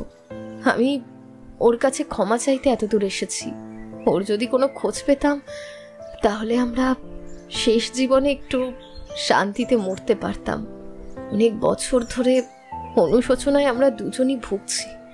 আমার কেন জানি না মনে হচ্ছে আপনি ওর ব্যাপারে জানেন। আপনি ইচ্ছে করে বলছেন না, হয়তো পর্ণ আপনাকে বারণ করেছে। আমি জানি ও আমাকে কোনোদিনও ক্ষমা করতে পারবে না। ওকে বলবেন সামনের মাসে তাতানের বিয়ে। ও এখনো পর্ণ মাসিকে ভোলেনি। ওর মাসির খোঁজে আমাদের সাথে এসেছে।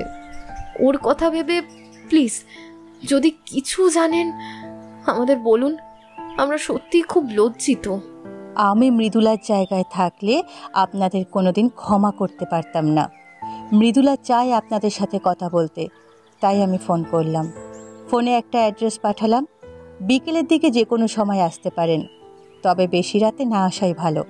অ্যাড্রেস খুঁজতে অসুবিধে হলে ফোন করে নেবেন। রাখছি। মধু ফোনটা কাটতেই প্রতীক উদ্বেগের সঙ্গে বলে উঠল, আচ্ছা, ও বেঁচে আছে তো? ফোনে কস্তুরী ডিরেকশন না দিলে অ্যাড্রেসটা সহজে খোঁজা সম্ভব হতো না ওদের।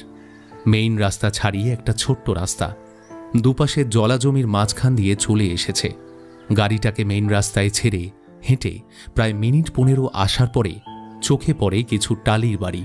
কিছু দূর যাওয়ার পরে 2-3টে একতলা দালান বাড়ি। রাস্তার বাঁ পাশে কয়েকটা পুকুর। পুকুর পাড়ে অনেক খেজুর গাছ নজরে আসে। ডান দিকে সব ঘর। একটা জায়গায় এসে আবার কস্তুরীকে ফোন করে প্রতীক। ঘরগুলোর পাশ দিয়ে সরু গলির মতো রাস্তা রয়েছে, সহজে চোখে পড়ে না। ওই গলি দিয়ে ঢুকতেই দূরে দেখা গেল একজন মহিলা হাত নাড়াচ্ছেন। উনিই বোধহয় কস্তুরী। কাছে গিয়ে দেখল বছর 50-এর এক মহিলা। পরিচয় দিলেন নিজের। কস্তুরী ওদের একটা বাড়ির মধ্যে নিয়ে গেল। নোনা লাগা ইটের পাঁচিল ঘেরা টিনের চালের একটা বাড়ি। উঠানের বাঁদিকে 2টো নারকোল গাছ, একদিকে কলপার, 3 ধাপ উঠে দাওয়া। সেখানে 2টো বেতের চেয়ার আর বেতের মোড়া। কস্তুরী ওদের ওখানে বসতে বলে ভেতরে ঢুকে যায়। কিছুক্ষণ পর একটা কাঠের চেয়ার টেনে এনে রাখে। তারপর আবার ভেতরে ঢুকে যায়। একটা ছোট কাঠের টুলের উপর 3-4 রকমের মিষ্টি আর 3টে কাঁচের গ্লাসে জল দিয়ে যায় ওদের। প্রতীক খেতে অস্বীকার করলে কস্তুরী বলেন, মৃদুলা আমাকে বলেছে আপনাদের যত্ন আত্মীর যেন কোনো ত্রুটি না হয়। ও কিন্তু খুব রাগ করবে আপনারা যদি কিছু না খান। প্লিজ একটু মুখে দিন। ও ও কোথায়? বাড়িতে নেই? হ্যাঁ আছে তো। দাঁড়ান, আপনারা কতদিন পরে এলেন, ও রেডি হতে একটু টাইম লাগে। খাবারগুলো শেষ করুন, আমি এখনই আসছি। কথাগুলো বলে কস্তুরী ঘরের মধ্যে পুনরায় প্রবেশ করে। মিনিট 15 পরে কস্তুরীর গলার আওয়াজ পাওয়া গেল। কাকে যেন কিছু বলছে, সম্ভবত মৃদুলাকে। আরও মিনিট 10 পরে দেখল কস্তুরীর কাঁধে ভর দিয়ে কে যেন ঘরের ভেতর থেকে এক পা করে এগিয়ে আসছে সামনে রাখা চেয়ারটার কাছে। প্রতীক উঠে দাঁড়ালো। চোখের সামনে যাকে দেখল তাকে প্রথমটায় চিনতেই পারল না। রুগ্ন, জীর্ণহাড়, কঙ্কালসার একটা দেহ, পরনে একটা ম্যাক্সি। মাথার চুল প্রায় নেই বললেই চলে, যেটুকু আছে সব সাদা হয়ে গেছে। গাল দুটো চুপসে গেছে, চোখের কোল বসে গেছে। কাঁপতে কাঁপতে চেয়ারের হাতল দুটো ধরে বসে পড়ল সে। প্রতীকের দিকে একবার তাকিয়ে থেকে বলল, কেমন আছো তুমি? প্রতীক বাকরুদ্ধ। একে দেখছে, একে দেখতে তো আসেনি সে। সে যে ছুটে এসেছিল 20 বছর আগে ফেলে আসা সেই অপরূপ সুন্দরী মৃদুলার জন্য, যার সাথে তার কোনো মিলই নেই। শুধু গলার আওয়াজটার যা মিল আছে এটুকুই। তাও সেই আওয়াজ বড়ই ক্ষীণ আর কাঁপা, কিন্তু চোখ দুটো আজও আবেগ ঘন, মায়া জড়ানো। অস্ফুট গলায় প্রতীক বলল, ভালো। তুমি কেমন আছো? এই তো যা দেখতে পাচ্ছ, আছি একরকম। মধু এবার কাছে গিয়ে সে ওর জীর্ণ হাত দুটো জড়িয়ে ধরে হাউ হাউ করে কেঁদে উঠল। সই, আমাকে ক্ষমা করে দে। আমি খুব অন্যায় করেছি সই, আমাকে ক্ষমা করে দে। তোর ক্ষমা না পেলে যে আমার আর শান্তি নেই রে, শান্তি নেই। তোকে কত খুঁজেছি সই, আমি তোকে আমি অন্যে হয়ে খুঁজেছি। নিজেদের ভুল বুঝে ছুটে এসেছিলাম তোর কাছে। তোকে এরকম অবস্থায় দেখবো দুঃস্বপ্নেও ভাবিনি। কি হয়েছে তোর? কি করে হলো এসব? সে অনেক কথা রে, কি করবি ওসব শুনে? আচ্ছা, আমার তাতান শোনা কই? ওকে আনিসনি? কস্তুরী তো আমাকে বলল তাতান শোনার নাকি বিয়ে। জল ভরা চোখে তাতানের দিকে ইশারা করে মধু বলল, তুই তাতানকে চিনতে পারছিস না সই? ওই তো বসে আছে। তাতান মায়ের ইশারায় উঠে মৃদুলার সামনে এসে দাঁড়ায়, পা ছুঁয়ে প্রণাম করে। মৃদুলা হাত দুটো ধরে নিয়ে বলে, ছি ছি বাবা, আমার পাপ হবে যে। ছেলে মাকে প্রণাম করলে পাপ হয় বুঝি? তুই তাতানকে আশীর্বাদ করবি না? আমার আশীর্বাদ সব সময় ওর সাথে আছে। ও যেন অনেক বড় হয়, অনেক নাম ডাক হয়, আর ওর সংসার যেন খুব খুব সুখের হয়। তাতান বাবু, তোমার মাকে কখনো ছেড়ে যাবে না। ও তোমার জন্য অনেক কষ্ট করেছে। খুব ভালো থেকো তোমরা, হ্যাঁ, খুব ভালো থেকো। এই শোন সই, আমরা কেন এসেছি জানিস? তোকে আমাদের সাথে নিয়ে যেতে। তুই আমাদের সাথে থাকবি। এই মাসের 27 তারিখে তাতানের বিয়ে। তোর জন্য একটা ভালো বেনারসি কিনেছি, তুই ওর বিয়েটাতে পড়বি। আমিও কিনেছি একটা। আমরা দুই সই মিলে ওদের আশীর্বাদ করব। কিরে, যাবি তো? মধুর কথাগুলো এক দৃষ্টে ফেলে চোখে শুনতে থাকে মৃদুলা। তারপর বলে, বেনারসি আমার আর এ জীবনে বেনারসি পরা হবে না রে সই, এ জীবনে আর হবে না। সই, তোরা অনেক দেরি করে এসেছিস রে। এতদিনে তো আমার চলে যাওয়ার কথা। হয়তো জীবনে কিছু পুণ্য অর্জন করেছিলাম, তাই তোদের সাথে শেষ দেখাটা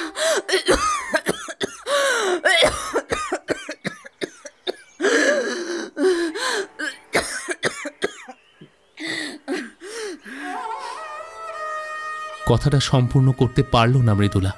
কাঁচতে কাঁচতে হাঁপাতে লাগলো। নীতি গিয়ে শরীরটাকে ছেড়ে দিল। কস্তুরী ওকে তুলে ধরে যা হোক করে ঘরের ভেতরে নিয়ে যেতে অগ্রসর হলো। মধু কস্তুরীর দিকে তাকিয়ে জিজ্ঞেস করলো, ওর এত শরীর খারাপ, এখানে আশেপাশে কোনো হাসপাতাল নেই? হাসপাতালে নিয়ে গিয়ে বিশেষ লাভ হবে না। ওর সারাদিন স্যালাইন চলে। দীর্ঘ 1 বছর ধরে যন্ত্রণায় কষ্ট পাচ্ছে। আপনারা এসেছেন তাই অনেক দিন পর আজ একটু উঠে দাঁড়ালো। আপনারা একটু বসুন, আমি ওকে শুইয়ে দিয়ে আসছি। কিছুক্ষণ পরে কস্তুরী ফিরে আসে। মধু আবার জিজ্ঞেস করে, ওর এত শরীর খারাপ, কি হয়েছে? আপনার সাথে ওর কিসের সম্পর্ক?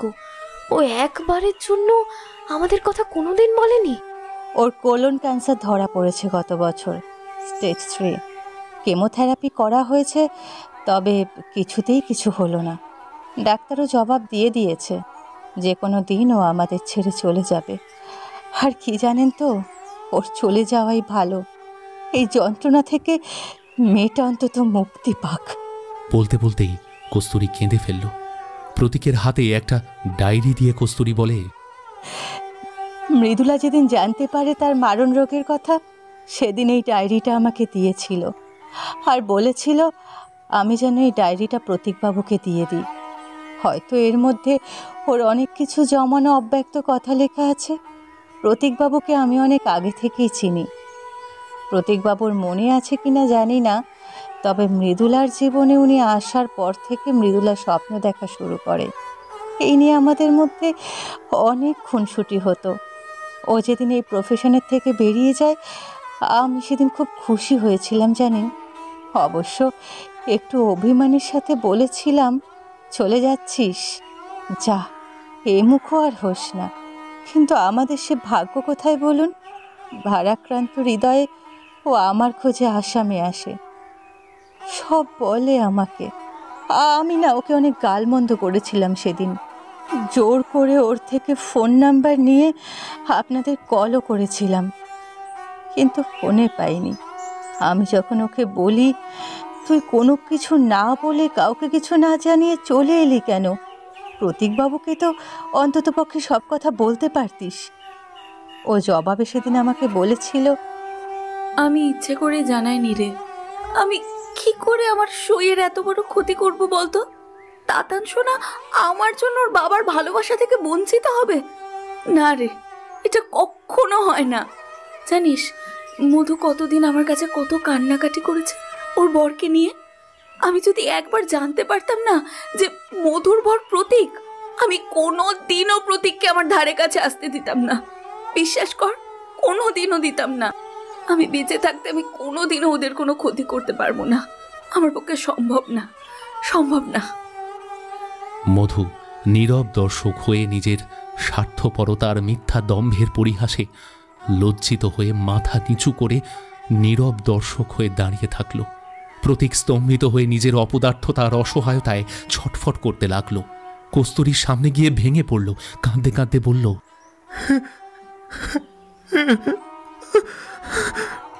বিশ্বাস করুন কস্তুরী দেবী, আমি মৃদুলাকে ঠকাতে চাইনি।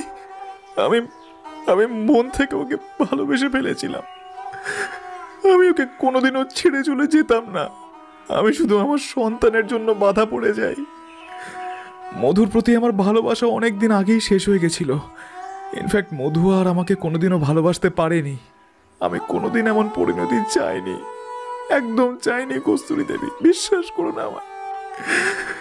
তবে এত সব কিছুর জন্য যদি কেউ দায়ী থাকে, সে আমি, শুধু আমি।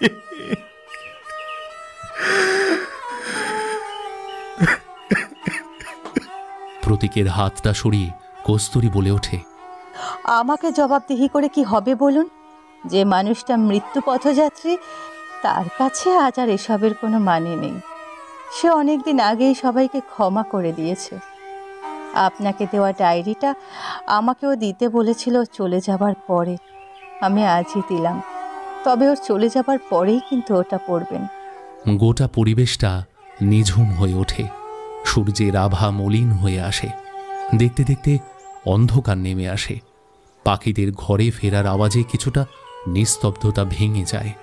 সারাদিনের কর্ম করে রাতে ঘরে ফেরার ব্যস্ততা সব জীবদের মধ্যেই পরিলক্ষিত, অথচ জীবন কর্মযুদ্ধে শেষ প্রহরে ঘরে ফেরার আনন্দ বিষাদময়।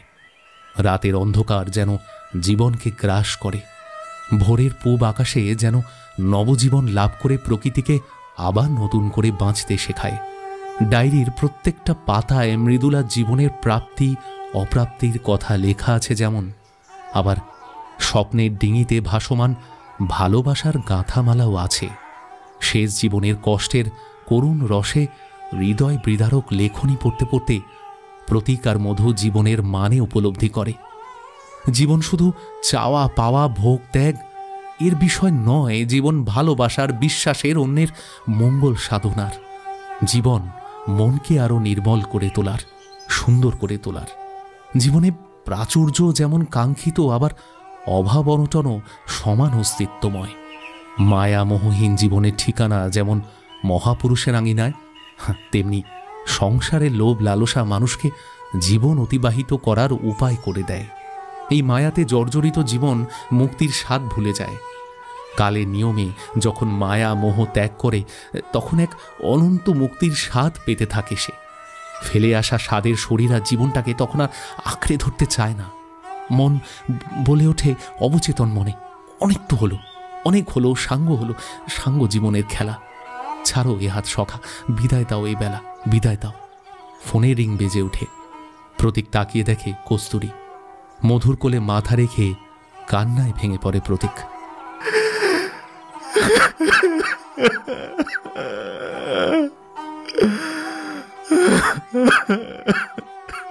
মধুও চোখের জলে সইয়ের চলে যাবার খবরটা শোনে। তখনও ভোরের আলো ফোটেনি, পূবের আকাশ মলিন। পাখিরা তাদের ঘুম থেকে উঠতে শুরু করেছে। জীবন আবার ব্যস্ততাময় হয়ে নতুন সূর্যকে সাক্ষী রেখে ছুটে চলবে নতুন দিনের সূচনায়। রাতের অন্ধকারের মতো ফেলে আসা দুঃখ গ্লানি সমস্ত ভুলে নবদিগন্তে পাখনা মেলে উড়ে যাবে বাঁচার উদ্দেশ্যে। জীবনের কালচক্র এভাবেই চলতে থাকবে যুগ যুগ ধরে।